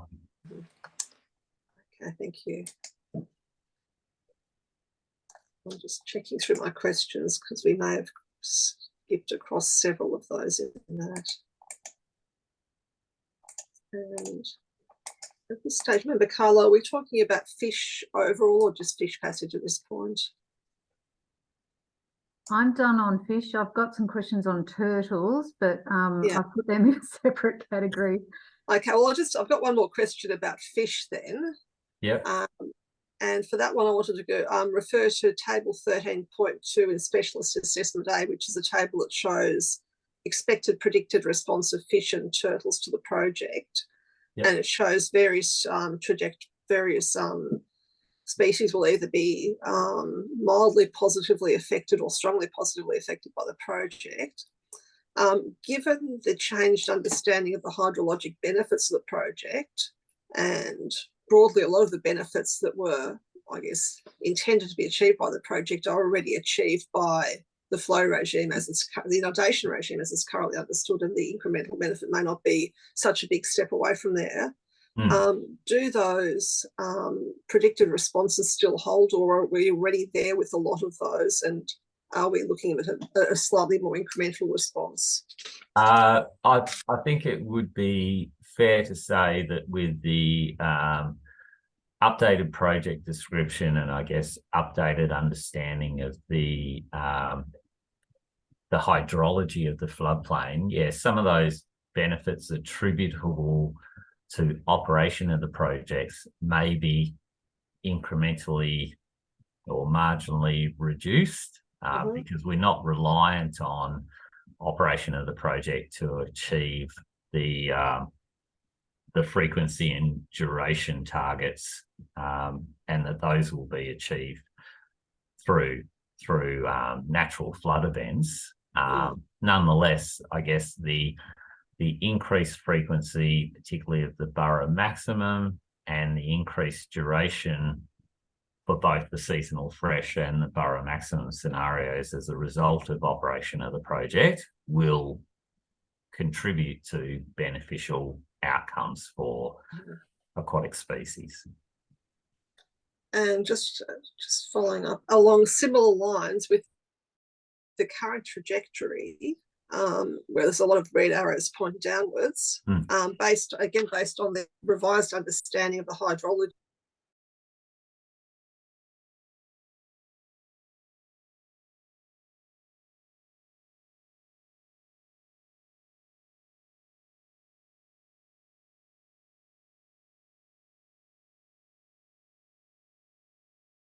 Native species,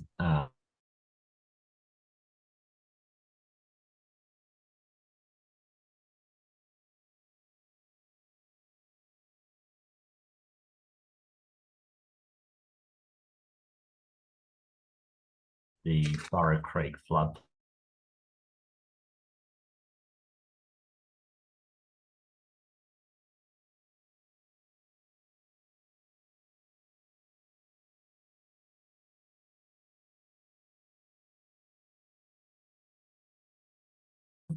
irrespective of the change in the project description. Okay. I'm just wondering, to avoid confusion, if we in our report want to refer to table 13.2, whether it's possible, and I'm not necessarily asking you to sort of read all the ratings, but perhaps provide some broad commentary in terms of, given the new hydrology, what we might make of the table. So we've got at the moment we've got a Borough intermediate scenario that no longer applies or has been fully achieved, and then this uncertainty about what the current trajectory might be and the benefits. So even at a broad level, so that we understand what your position is in relation to that table. Yeah, absolutely. Thank you. And there were my questions on fish. Dr. Kelly, did you have any other questions on fish? Yeah, I just had one. How will you talk about if fish they have the ability to, know when black water is coming or is there and they move away, and you said that they'll be able to exit with a contained, if the project has contained, I might say this wrong, contained water, contain the flood. How? But I might have missed something. How will they exit if everything's shut?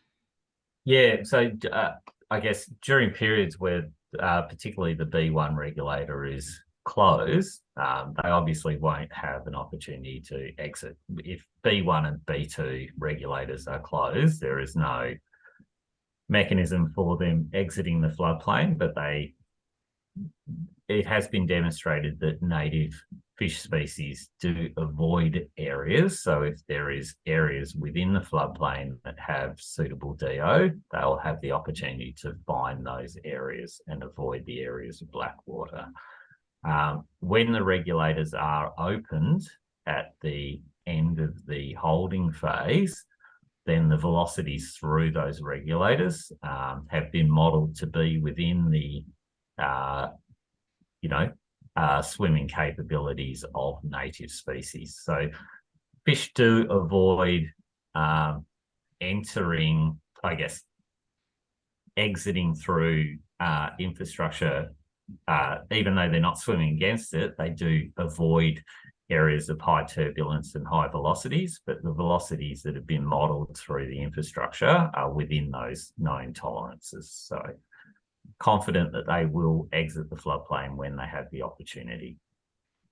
And then related to that, of the 54 kilometres of the Burra Creek, have any of the block banks that are there, like there's going to be one is going to be removed, but the other's going to be kept there. So won't that stop flow? During the filling and holding phase? Oh, anytime. Yeah. Just wondering if the whole of the Burra Creek has been cleared of blockages to flow. Yeah. So my understanding is that there will barriers to flow. All barriers to flow won't be removed, particularly through the southern area, so south of Piambi Channel. But that during operation, that even pipes or other potential barriers will be operated in an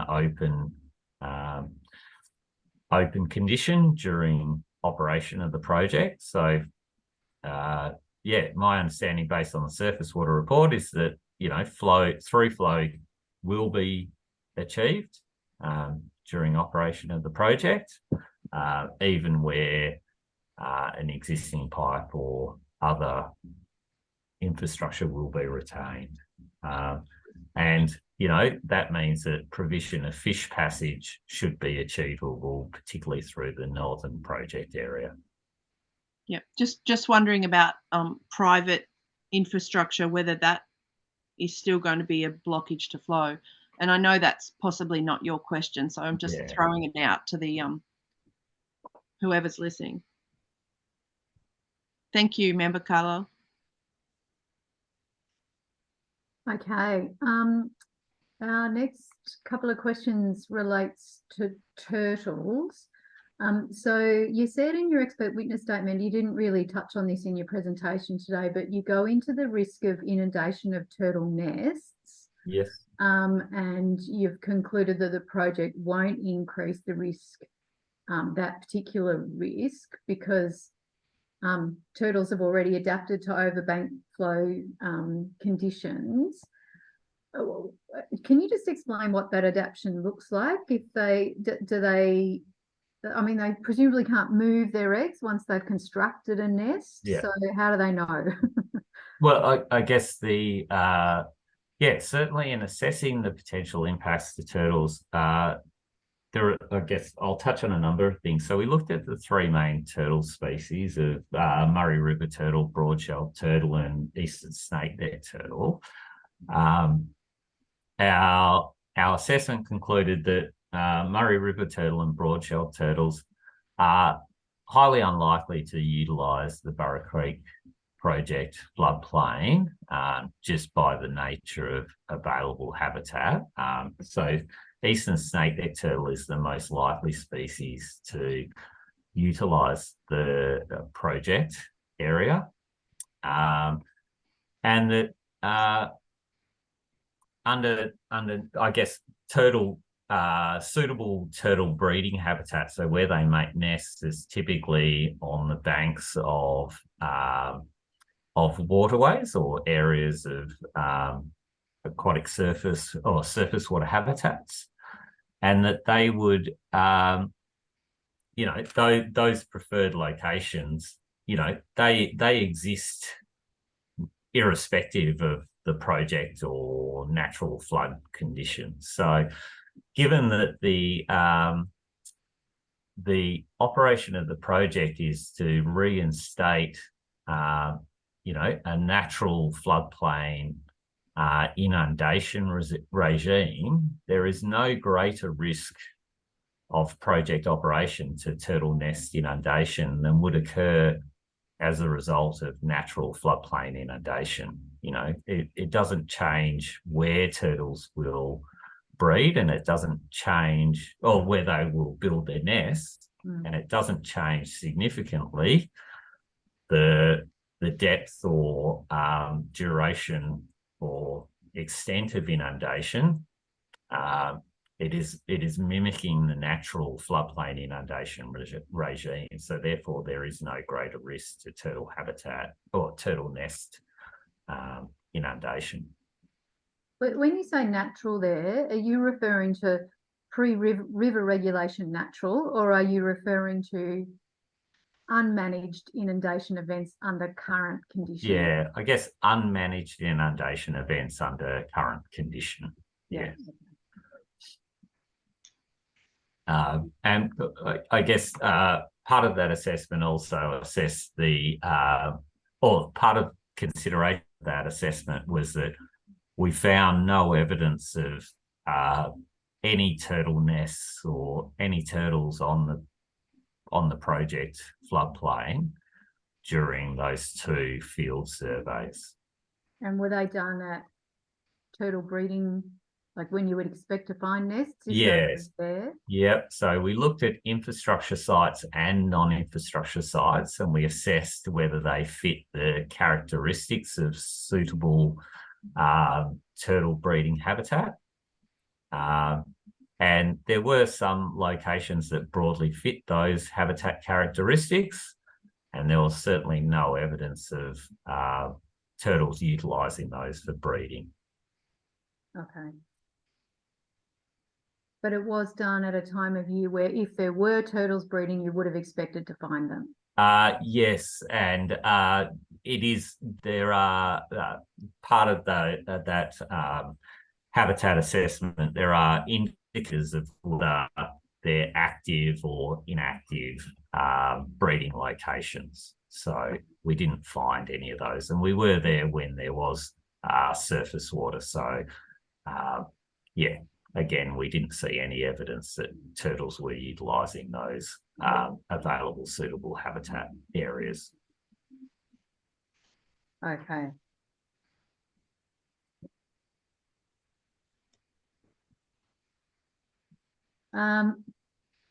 We've sort of touched on this with an earlier question from member Brisger, but turtle movements in the maximum inundation area. We understand that spillways are being constructed at various points along the containment bank, but has that been sort of specifically assessed in terms of how that containment bank is going to impact turtle movements across the floodplain or other project infrastructure? Yeah, so we did look at, I guess, the traversability of those containment banks and the slope and bank battering of the containment banks is within the climbing capability of the 3 turtle species, even though we, as previously said, Murray River and broad-shelled turtles are unlikely to be there. It's within the proposed, I guess, engineering of those containment banks would allow turtles to traverse those.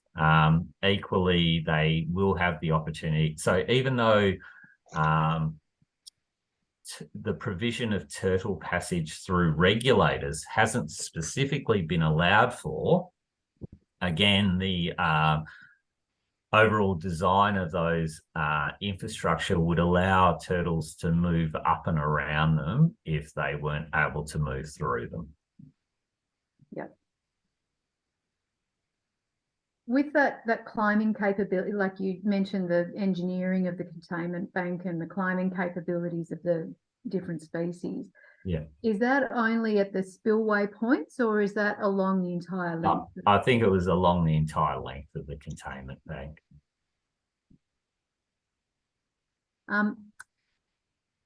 Member Brisger, any more questions about turtles? Sorry, nothing on turtles from me. Dr. Kelly, any questions on turtles? No, I did have a question on crayfish though. Yep, why don't you put that one now? Mr. Bernier, you said that crayfish, you don't think they would inhabit Burra Creek? Yes. Project area. Why not? Thank you for the question, Dr. Kelly. Murray River crayfish are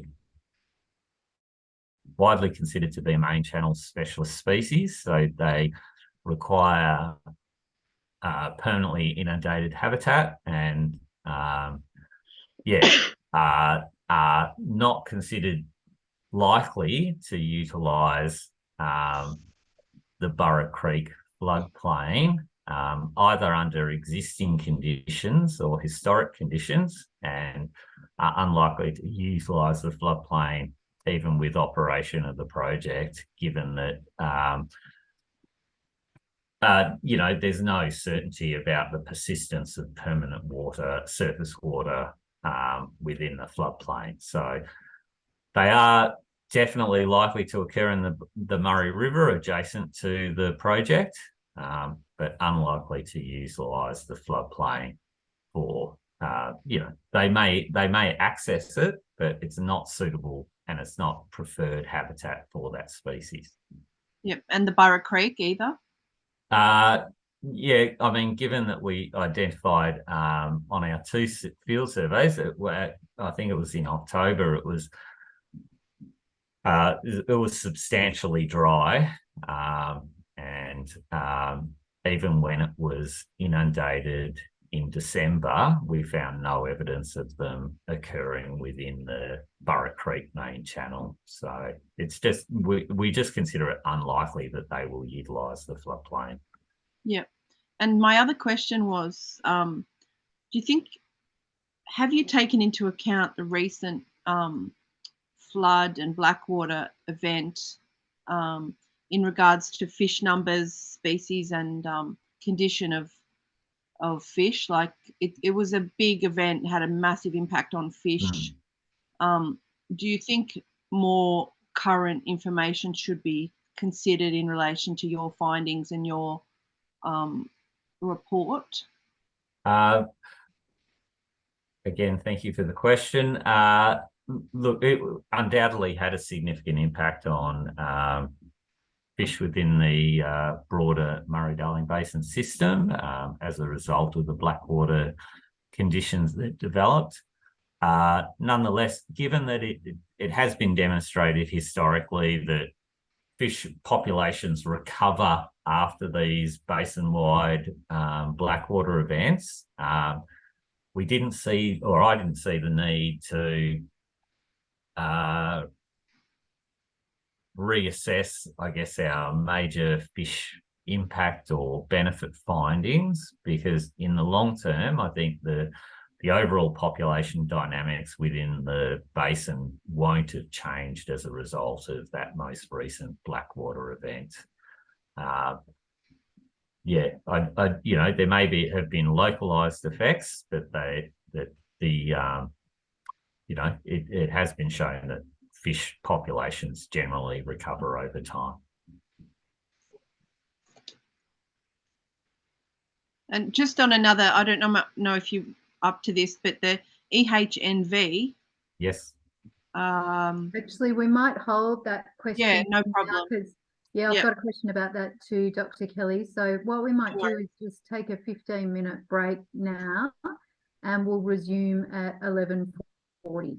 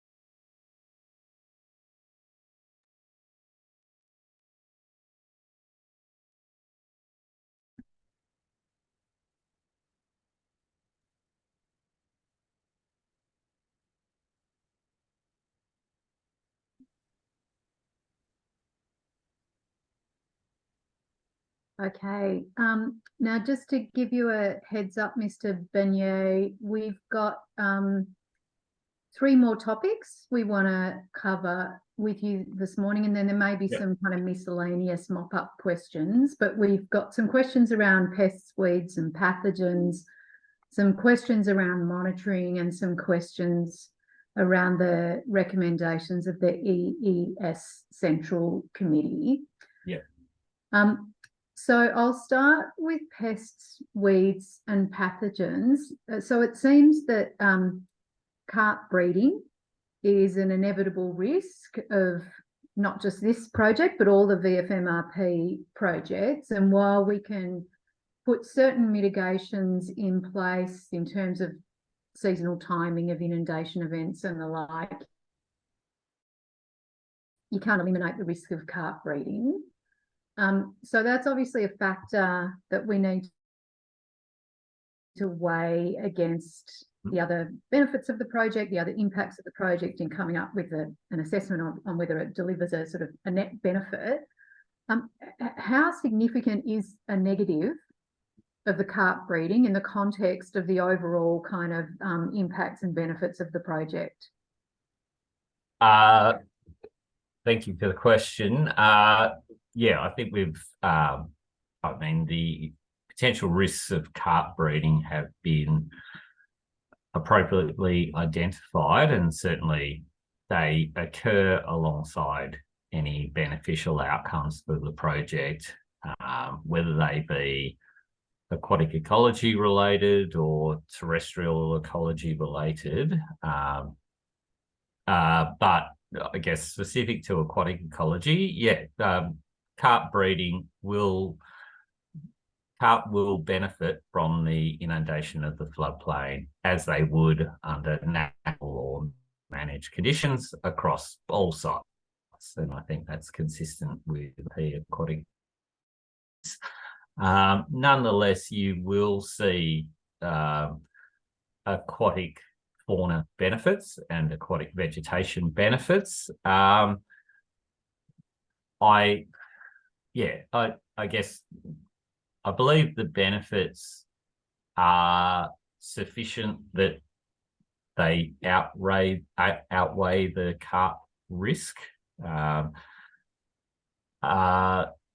know, both at an individual project perspective, as well as a cumulative perspective from a basin scale. And I think I touched on it before, the relative contribution of the project to the overall carp population is minor, as reflected by the very small area of the project inundation area compared to the overall floodplain habitats within the basin.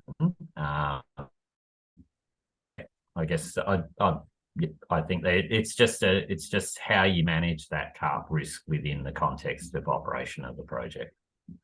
Is the carp risk on the Burra Creek floodplain any higher or lower than, say, Naya and Vinifera or other VFMRP? Yeah, it's interesting that our field surveys actually identified lower abundance of carp at Burra comparative to Naya and Vinifera, and some of the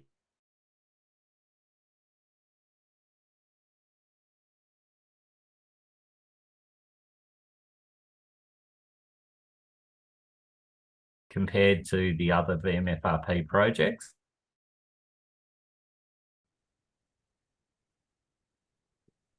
Okay. Yes. So yeah, I guess overall though, it is a risk. It sits alongside the potential benefits.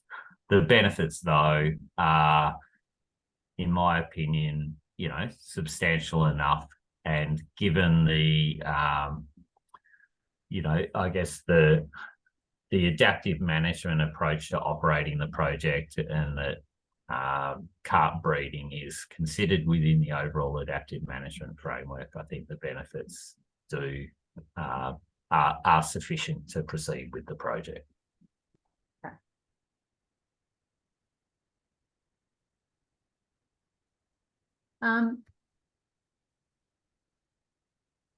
Is that EHNV, Yes. which I'm not even going to try? Is that only a risk during construction, or is that a risk during operation as well? I'm just thinking if it's a Yeah. waterborne pathogen and if you're shifting quantities of water from upstream into the project area.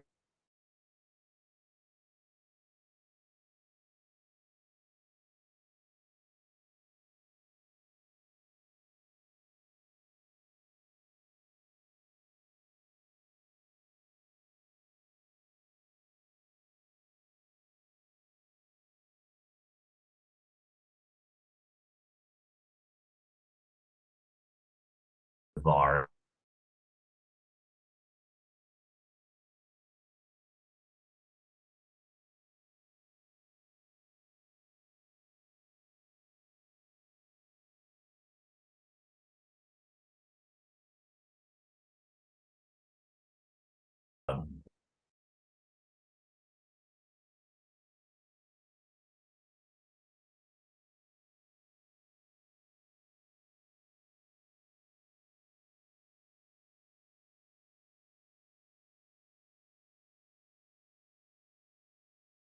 The Murray River.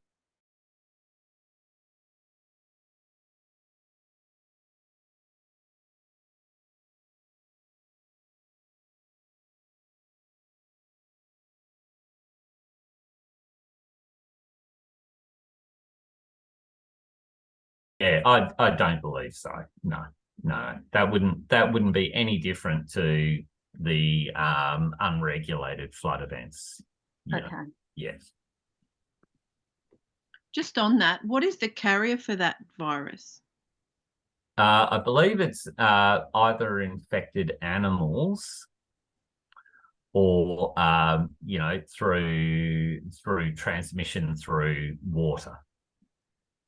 I can take that on notice and provide a more detailed response though if required. I didn't remember reading about it in the other ER Central process. I might have just missed it. Is it a new kind of entity? No, it's been I don't believe it's a native virus. I believe it's been introduced into Australian aquatic environments and is most typically associated with redfin perch and particularly farmed trout. But it has been around for decades. Yeah. Okay. I mean, I hear what you say about the risk during project operations should be no different to Yes. a natural inundation event. But if there was a need to apply some sort of adaptive management or mitigation, if it was identified that you had an EHNV outbreak during project operations, what would you do about it? That's a very good question. I mean, those areas that remain free of EHNV, and specifically I can talk about the Cotter River in the ACT as an example of one I'm familiar with. It has been detected in Macquarie perch populations in the Cotter River, and there's a population upstream of Cotter Dam which is free, and then the population downstream is known to have EHNV, and there's general protocols around translocation of fish species to prevent the further spread of EHNV.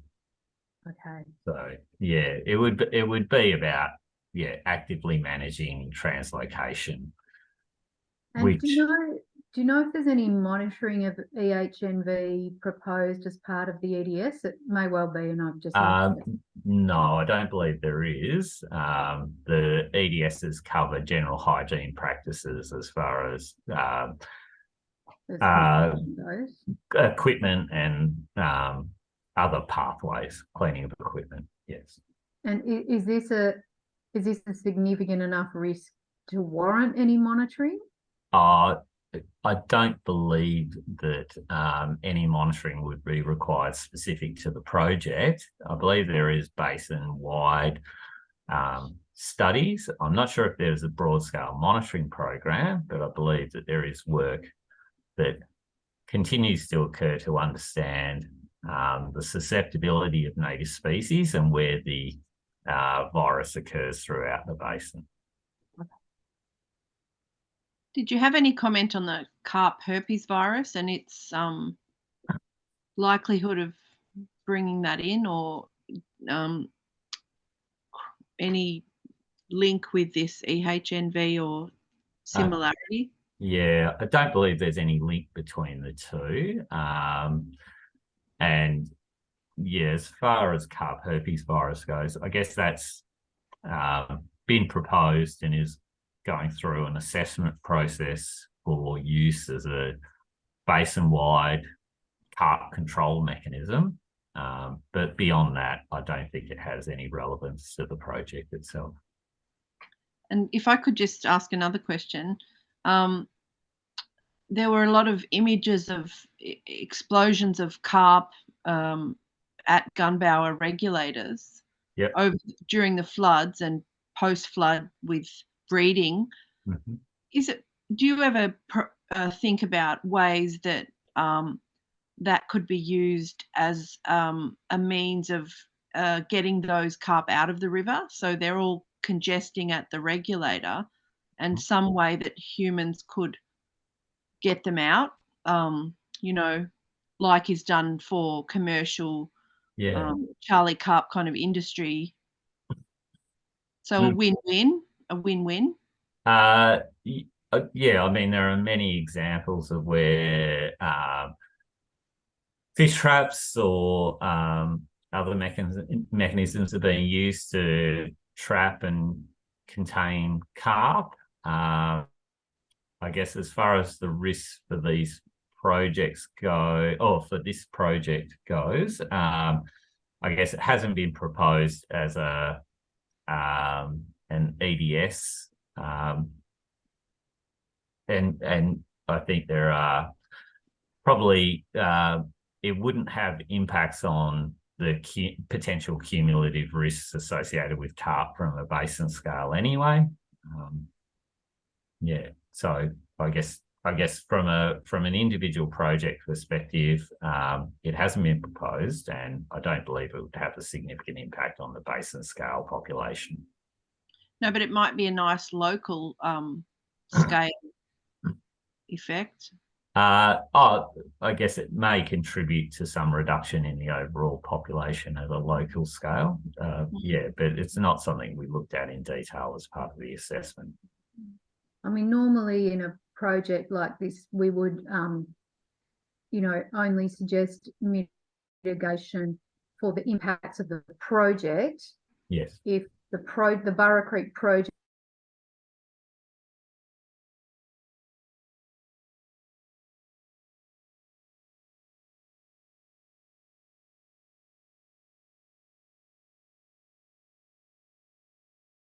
a project-specific approach to kind of carp trapping or anything like that?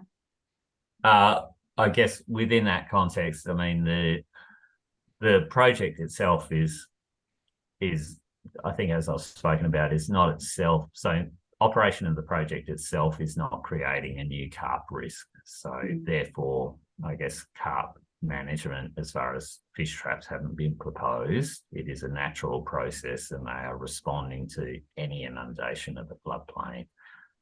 And again, given the cumulative risk, the contribution of the project to the cumulative risk is so minor, you know, there's probably not that benefit outcome from implementing carp traps at the project.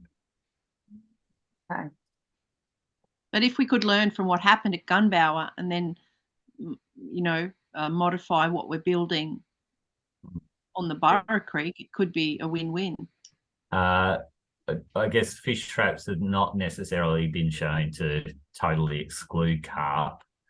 I'm not aware of any evidence that suggests it's effective in eradicating carp. They certainly contribute to a reduction in adult carp abundance, but it's not going to, I guess, totally mitigate the carp risk. And I wouldn't think that it would totally mitigate the carp risk at the project. No, I don't think we're going to totally eliminate carp this anytime soon. Unfortunately. Any further questions about pests, pathogens, or weeds? Oh, I had a question for. Oh, sorry, Dr. Brisger, you go. Oh, so not quite sure about the order now. Whether you're going or whether it's the committee's questions first. It was intended to be committee's questions first, but we're just rolling with it. Well, shall I let Dr. Kelly finish, then I'll come in with my questions at the end. Okay, no problem. I just had a question of what else could be done to improve the Burra Creek biodiversity. I'm interested in your from what you've looked at in the research and the site and the project. Is there anything else complementary that you think could be added, considering there's so much money rolling around that could be put to it? Is there something else to improve the biodiversity and for aquatic species? Yeah, thank you for the question. I guess, I think the provision of water onto the floodplain is the most significant thing that can be done to increase the ecological conditions that would result in beneficial fish and other aquatic species outcomes. So that's number one. I do note that the project itself is not alleviating or overcoming all current flow or fish passage barriers along the entirety of Burra Creek, and there are reasons for that, but obviously overcoming those barriers would, theoretically result or would benefit the aquatic species of the floodplain as they would on any floodplain habitat. Can you think of any specific barriers? Not I guess none particularly. I just do note that previous mapping of barriers on Burra Creek identified, there are many private barriers that have been put in place along Burra Creek from kind of in between regulator B4 and B1, and that not all of those are within scope of the project. But thank you. Nonetheless, the project is overcoming a number of those significant barriers. So the existing culvert under Piambi Channel, which is regulator B2, and the existing block bank where regulator B1 are being installed. So providing regulator infrastructure that has provision for fish passage is a significant benefit.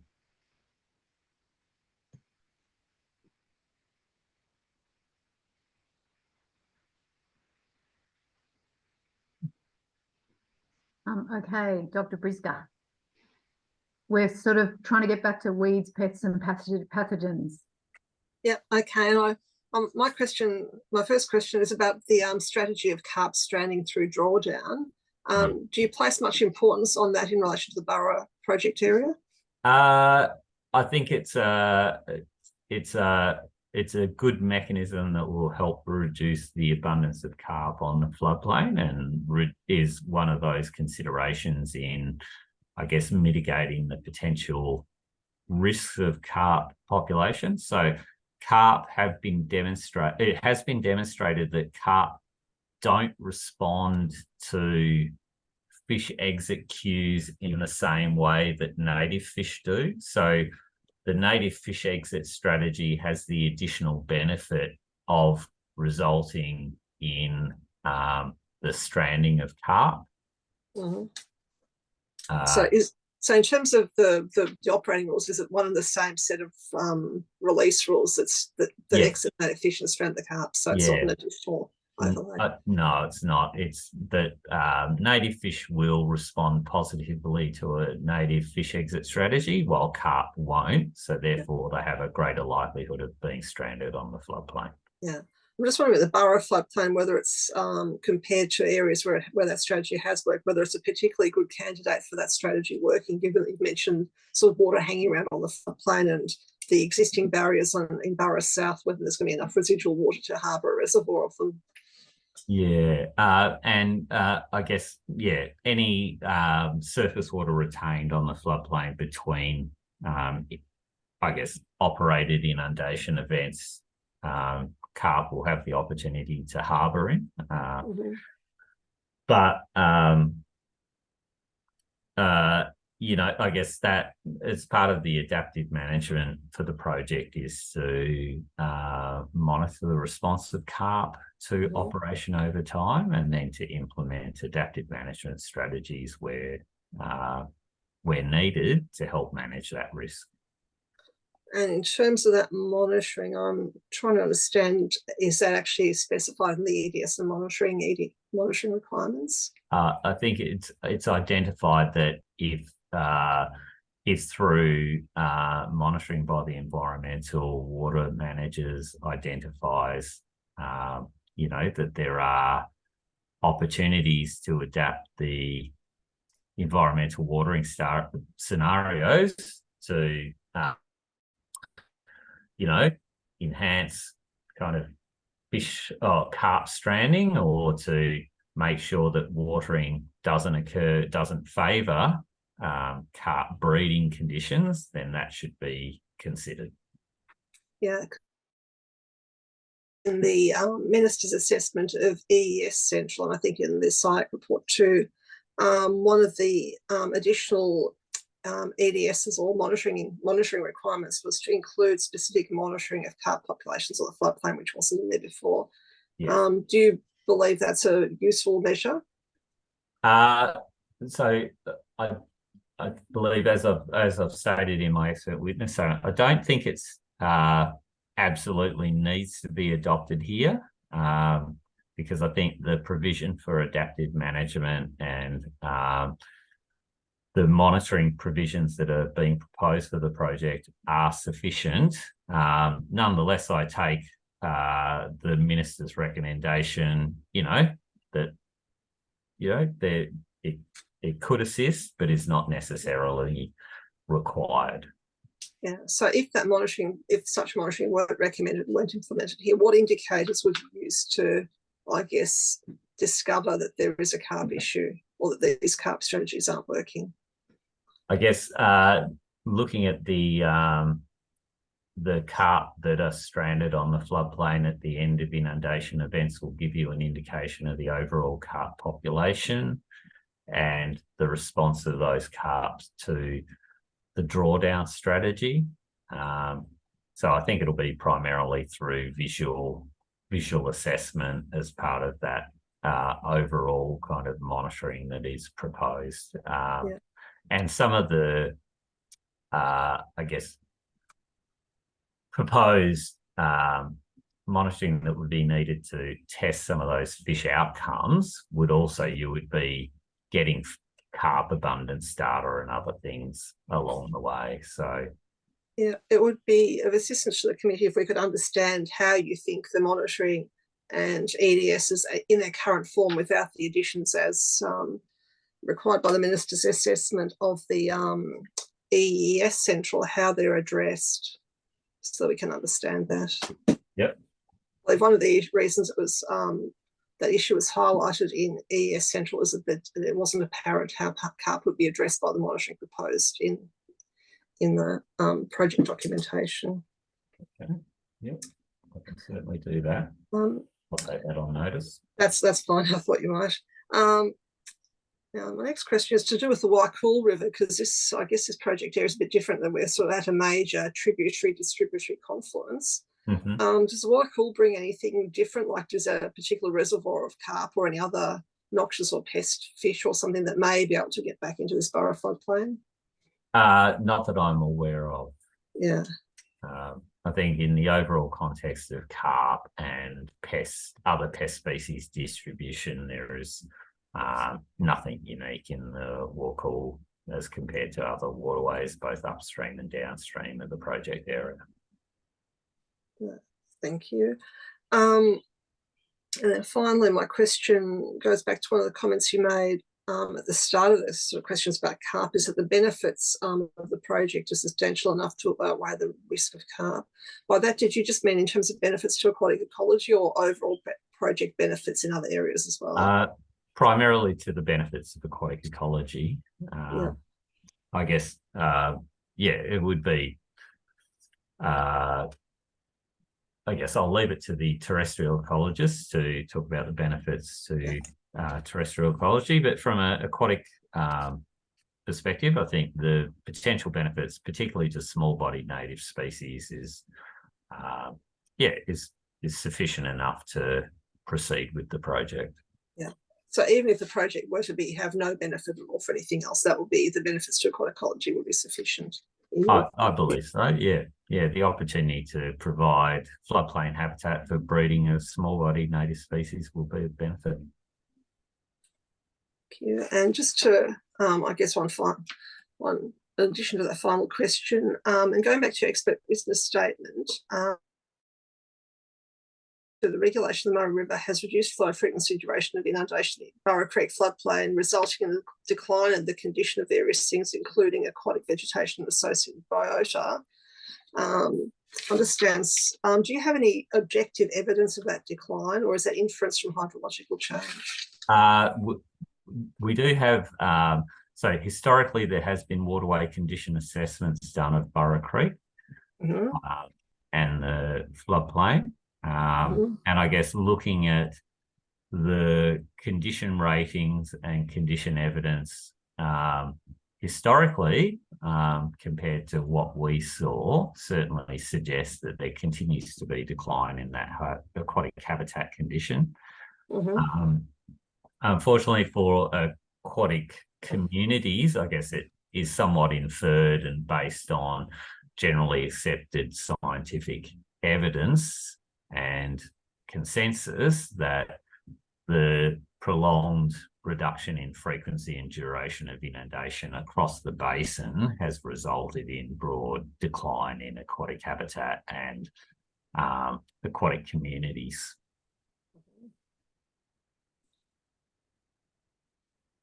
And so with that habitat decline, what kind of decline did you observe? So certainly the I guess low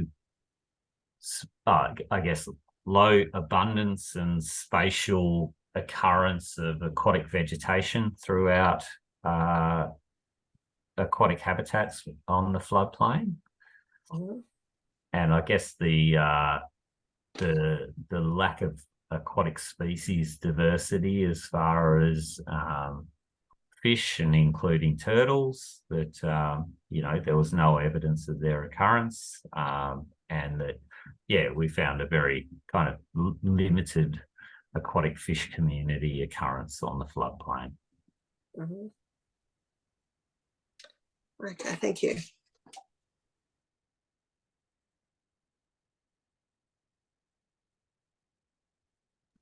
Sorry, I was muted there. Our next set of questions relates to monitoring. We've touched on monitoring of carp. EDSM AE1 relates to monitoring of aquatic ecology outcomes to assess the development and maintenance of seasonal populations of small-bodied native fish in accordance with the MER. Yes.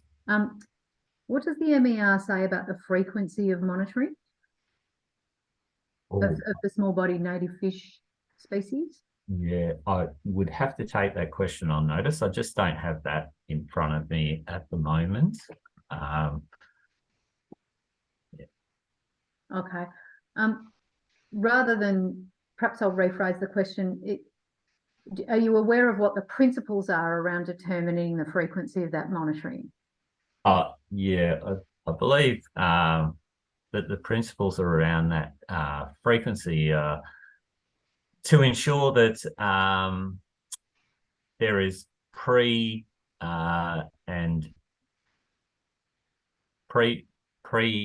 operational monitoring, and then a frequency of monitoring that is sufficient to demonstrate that there is a robust data set to allow an assessment of the trajectory of the fish population over the operational life of the project. Well, I'm not sure if there are specific requirements around, is it after 5 years or 10 years, which is what I would have to take on notice. But you would imagine that there would have to be sufficient frequency, so you've got a valid data set. Yeah. Well, perhaps if you can, because we've got a couple of things on notice, if you can just point us to the information in the MER that tells us about the monitoring frequency, that would be useful. Yeah. I just better add that to my list.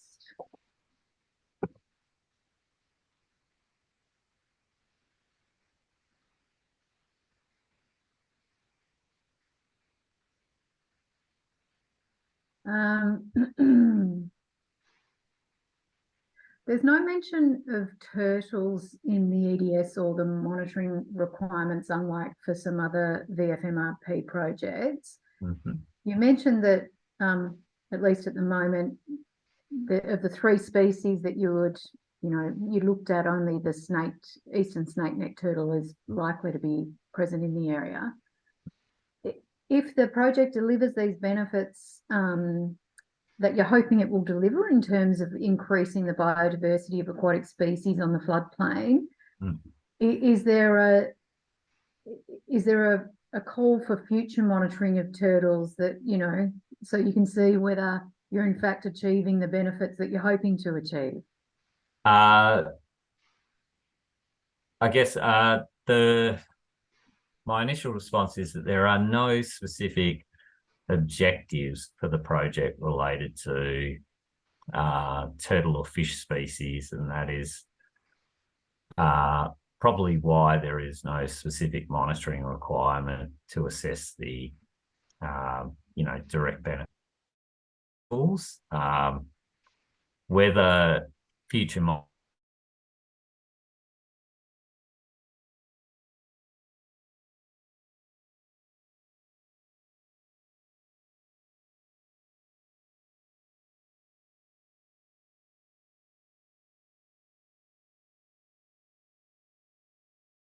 and that would be of overall, I guess, scientific benefit, but it's not necessarily related and not necessarily required for the project, given that there is no specific objective for that. So some of the other VFMRP projects do have specific turtle monitoring requirements. Yeah. Yeah. Why the difference? Why not? There are other VMFRP sites where turtles are known to occur. They actually do occur, and they are, they were observed, or there is known turtle breeding that occurs, and that, I assume, would be why those areas are chosen for specific monitoring for those species. Okay. We touched on the Murray crayfish earlier in response to a question from Dr. Kelly, and you explained that they don't really hang out on the floodplain, they hang out in, they need sort of constantly inundated areas, so they're more likely to occur in the river. What about other crustaceans? So we've gone through fish, we've gone through turtles. Are there other aquatic fauna species that you think, would benefit from a bit of monitoring? So I guess the other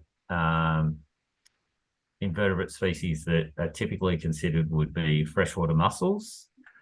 And again, we found no evidence of freshwater mussels occurring on the floodplain, and didn't identify any habitat that was, the preferred, that was consistent with the preferred habitat characteristics for freshwater mussels. So it's unlikely to inform a benefit or future risk analysis. Yep. What about shrimp or yabbies? Yeah, I guess, look, shrimp and yabbies have the potential to occur as part of the overall aquatic invertebrate faunal community. I'm not sure whether the objectives for the project include outcomes, specific to those species, and whether there would be any overall benefit, including monitoring for them. Could it be a lead indicator of general aquatic biodiversity health if numbers of certain species went up? I guess, or down? yeah, the overall, just generally aquatic invertebrate community composition and abundance is a good indicator of overall aquatic habitat condition. Again, there's no specific objective for the project, and therefore there's no proposed monitoring for that. Yeah.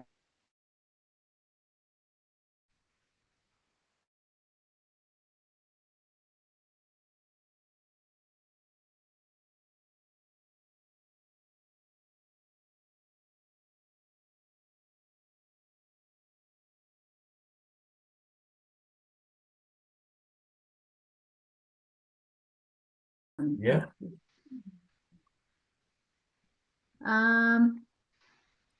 Okay, that was it from me on monitoring, because we've already talked about carp. So Dr. Brisgett, any further monitoring questions? I just had one again in relation to one of the recommendations made in the EES Central, by the EES Central SIAC, and also in the Minister's assessment about monitoring and reporting on fish strandings. Is that something that you agree should be included in the EDS? Again, I think the EDSs as described for the project are sufficient to understand the need for adaptive management.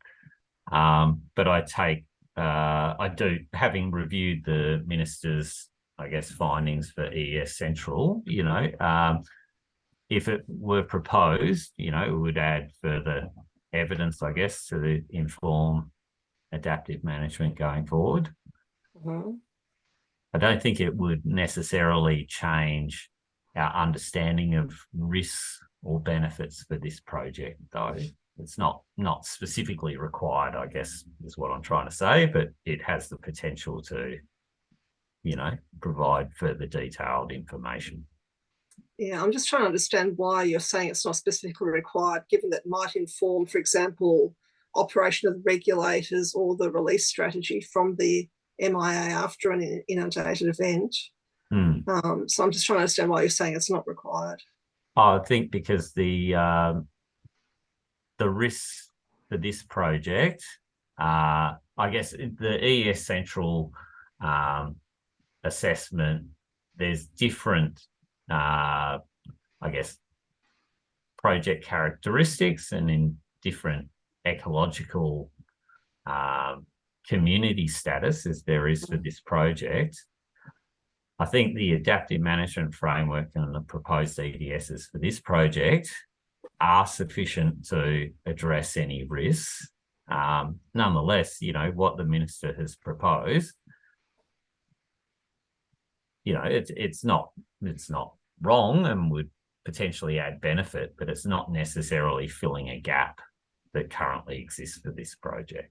Okay, I might just, if I may just add that to the list of questions that you're taking on notice in terms of clarifying how the EDS, as proposed in the exhibited version, how they do enable this issue to be addressed, such that modification as per the Minister's assessment for EES Central doesn't need to be made to this. Yes.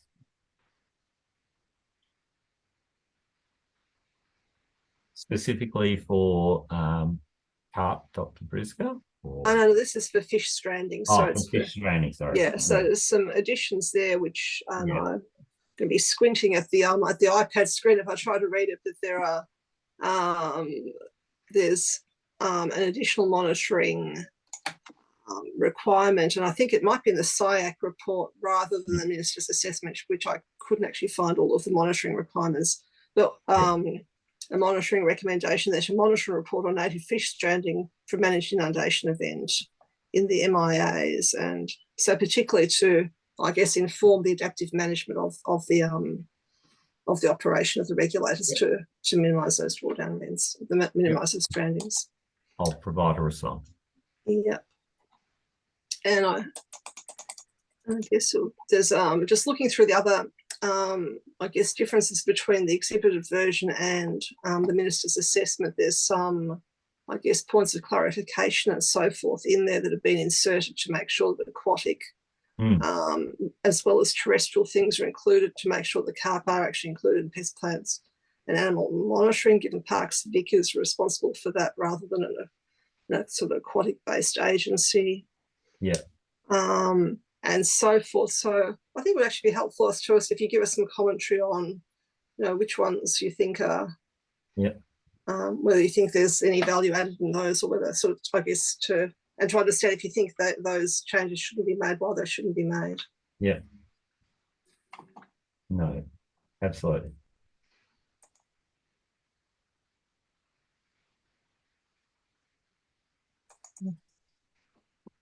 Thank you.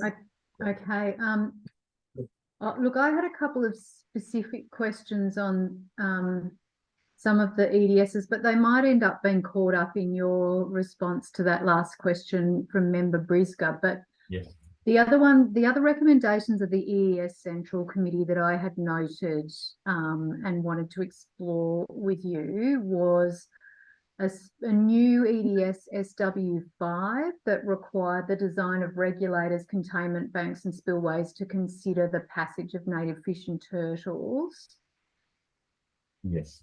And there was also a recommendation that regulators be constructed either under no flow conditions or outside fish migration periods. So I think what we're getting at is, you've sort of said in your evidence in chief, or your expert witness report that you don't think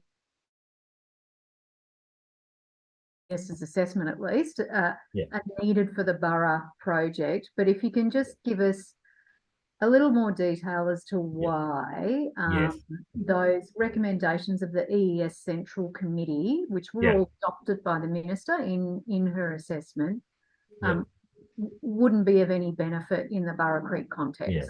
And certainly for the proposed EDS SW5,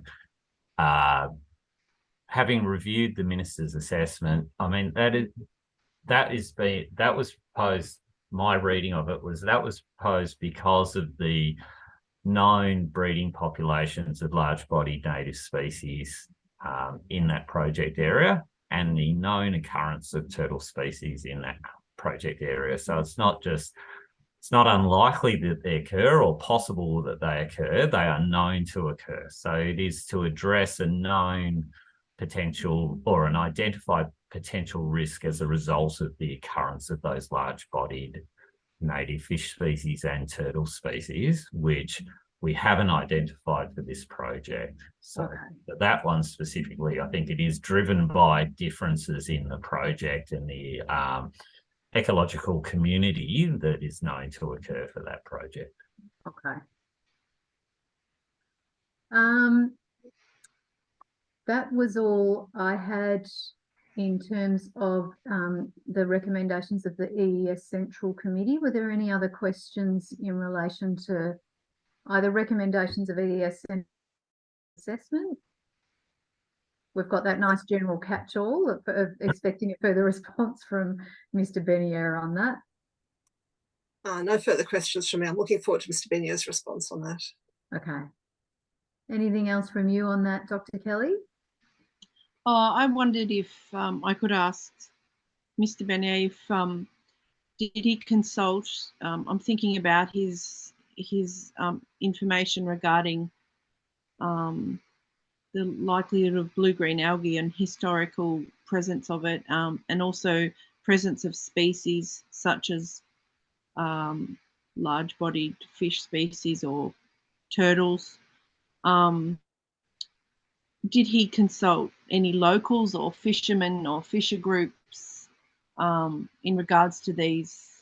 Because his research is based on monitoring, testing in finite times. So, you know, to say there isn't the presence of turtles, I mean, I'm more familiar with Vinifera, but turtles are common. You see turtles just pop up in the water. You catch turtles. I don't fish, but fishermen catch turtles.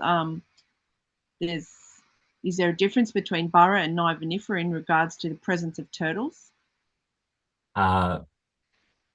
Thank you, Dr. Kelly. Oh, sorry. Just my broader question is, did you talk to any locals or fisher groups or fishermen? Thank you, Dr. Kelly. We didn't do any direct consultation with local fishermen or other parties through our assessment, other than public consultation and engagement that was undertaken as part of the broader project. We did rely on scientific database searches, including Victorian and national databases, and on available research and monitoring data undertaken by a number of organisations. Yeah, and I suppose I remember asking previously, do you think there's been enough research in this area on aquatic species? I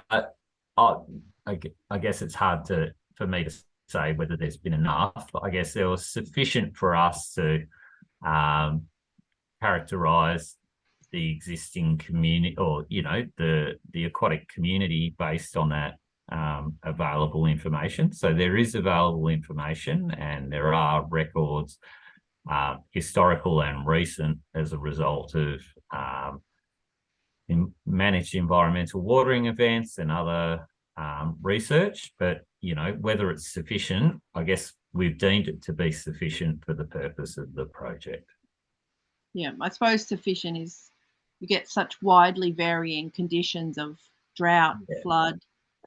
Is there enough information in either of those scenarios? Yeah.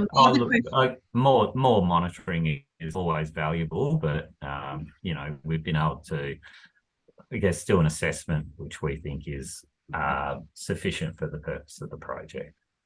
And the other question I had was, you said something about pump screens and prevent entrainment of adult fish and turtles. Yeah. I'm a chiropractor, so I have a use of the word entrainment, but I wondered what it meant in relation to fish and turtles. Yeah. So I mean, obviously there's a lot of evidence around mortality of fish and turtle species when they get sucked into the pump and they get entrained in the turbine mechanism or the pumping mechanism. So those fish screens are about preventing them being drawn into the pump and being, killed or damaged as a result of the pump mechanism itself. I thought it might have meant something about a learned behaviour. No. Yeah. No. I would hope that they would learn not to go into the pumps, but it is an identified risk, particularly with irrigation pumping and other types of pumping. And the other one was, you said something about, with the fish management plan of 2018, that the EDS and the other document would supersede that. Yep. And I wrote, in reality, how would that work? Superseding. At the time that the fish management plans were developed, I guess the project was at a conceptual stage. and that our assessment and the development of EDSs is based on the current project infrastructure design and operating plans. So really they reflect more appropriately the risks and potential mitigation required for the project. Mm-hmm. So the staff would take the EDS as the priority document to work from rather than the fish management plan? Yes, yeah. I believe that would be the most appropriate. We have referred to the fish management plan through our assessment to understand the initial risks identified, but yeah, the specialist assessment and addendum documents are the most relevant. And my last question was, you say there's no the project has no specific objectives about fish and turtles, therefore no monitoring requirement. Do you think there should be specific objectives? I guess not. I guess the primary objectives terrestrial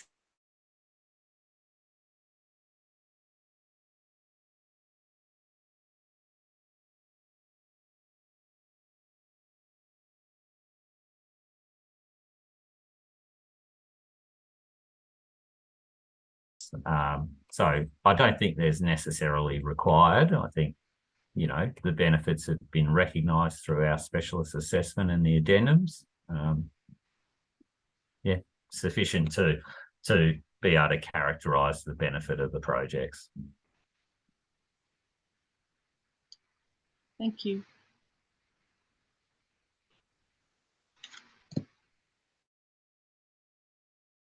Mr. Forrester, did you have any follow-up questions or matters that you wanted to address through Mr. Bernier? Just one matter which might be usefully done now was to go back to a question about the spot measures of dissolved oxygen in the Blackwater context and the relevant table that was referred to. Rather than waiting to put that in writing, Mr. Bernier, I thought I might just ask you whether, if I share on the screen with you specialist assessment C, the surface water assessment, can you see that now? I can, yes. And is this table 11.9 on page 262, the table that you were referring to? Yes, I believe that's the data we collected. Yes, that was then reflected in the surface water assessment. Thank you. So this is, I think, referred to in words in your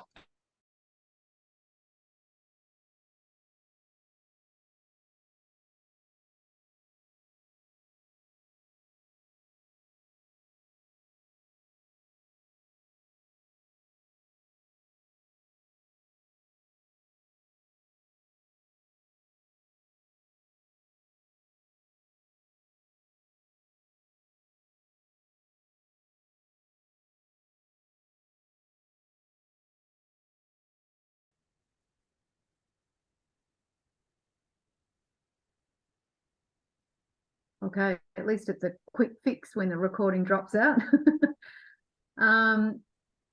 So yes, there was that question around the Gunbower fish exit strategy.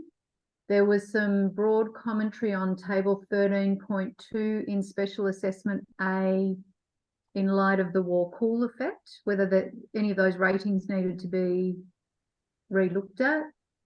Yeah. There was a response to the recommendations of the EES Central Committee and just a little bit more detail as to why they're not considered necessary in the Burra Creek context. There was just pointing us to where in the MER it talks about the monitoring frequency for native fish.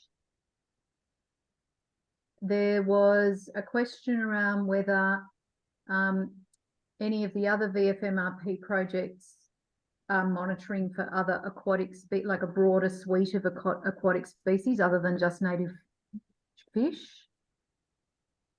with the exception of the turtles and the large-bodied native fish that we know are being monitored in ES Central because they're known to be present. And I think that was it. Have I missed anything, Member Briscoe? Just one point of clarification. That first question about the Gunbower fish exit strategy, particularly related to the Gunbower Creek fishway that's been installed recently.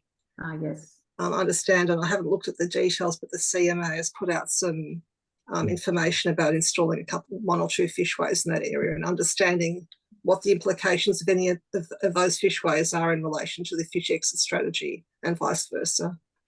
And that was in relation to that issue that Dr. Kelly brought up. That's right. Yeah, whether the fish exit strategy is working, whether the fishways are required to facilitate that. Okay. But that was the only additional change. Is there anything else anyone wants to raise before we close for today?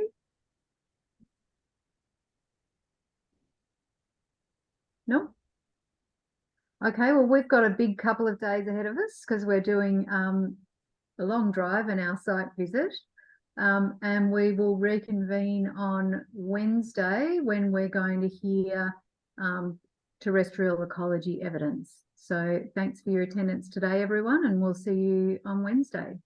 Carlisle, I promised to come back to you with an update from Dr. Treadwell. Oh, yes. I'm instructed that Wednesday is the anticipated date that document containing Dr. Treadwell's responses will land and be tabled with the committee. Okay, that'd be really useful because it'll give us an opportunity to review that on Wednesday night after we finish with the terrestrial ecology evidence and just see whether there's anything we need to follow up from that. So thank you for that. Okay, if there's nothing further, we'll see you on Wednesday. Did you let us know if you want to, let us know if you want any local input into your site visit. Or the site visit itinerary, as I explained at the start of the roundtable, was set some time ago. And so we are going to be visiting all of the locations that we can actually get to. We understand that the parts of the floodplain are currently inundated, so we might not be able to get to all of those locations, but whatever we can access that's on that site visit itinerary, we will be accessing. Yeah, I'm just offering hospitality to you, and if you do need any local information, to contact me. I'm happy to help you out. Thank you for the offer, but for procedural fairness reasons, we can't talk to one party offline without all the other parties present. So I'm just being hospitable. Yeah, no, thank you. Thank you for that. Okay, we'll see you on Wednesday.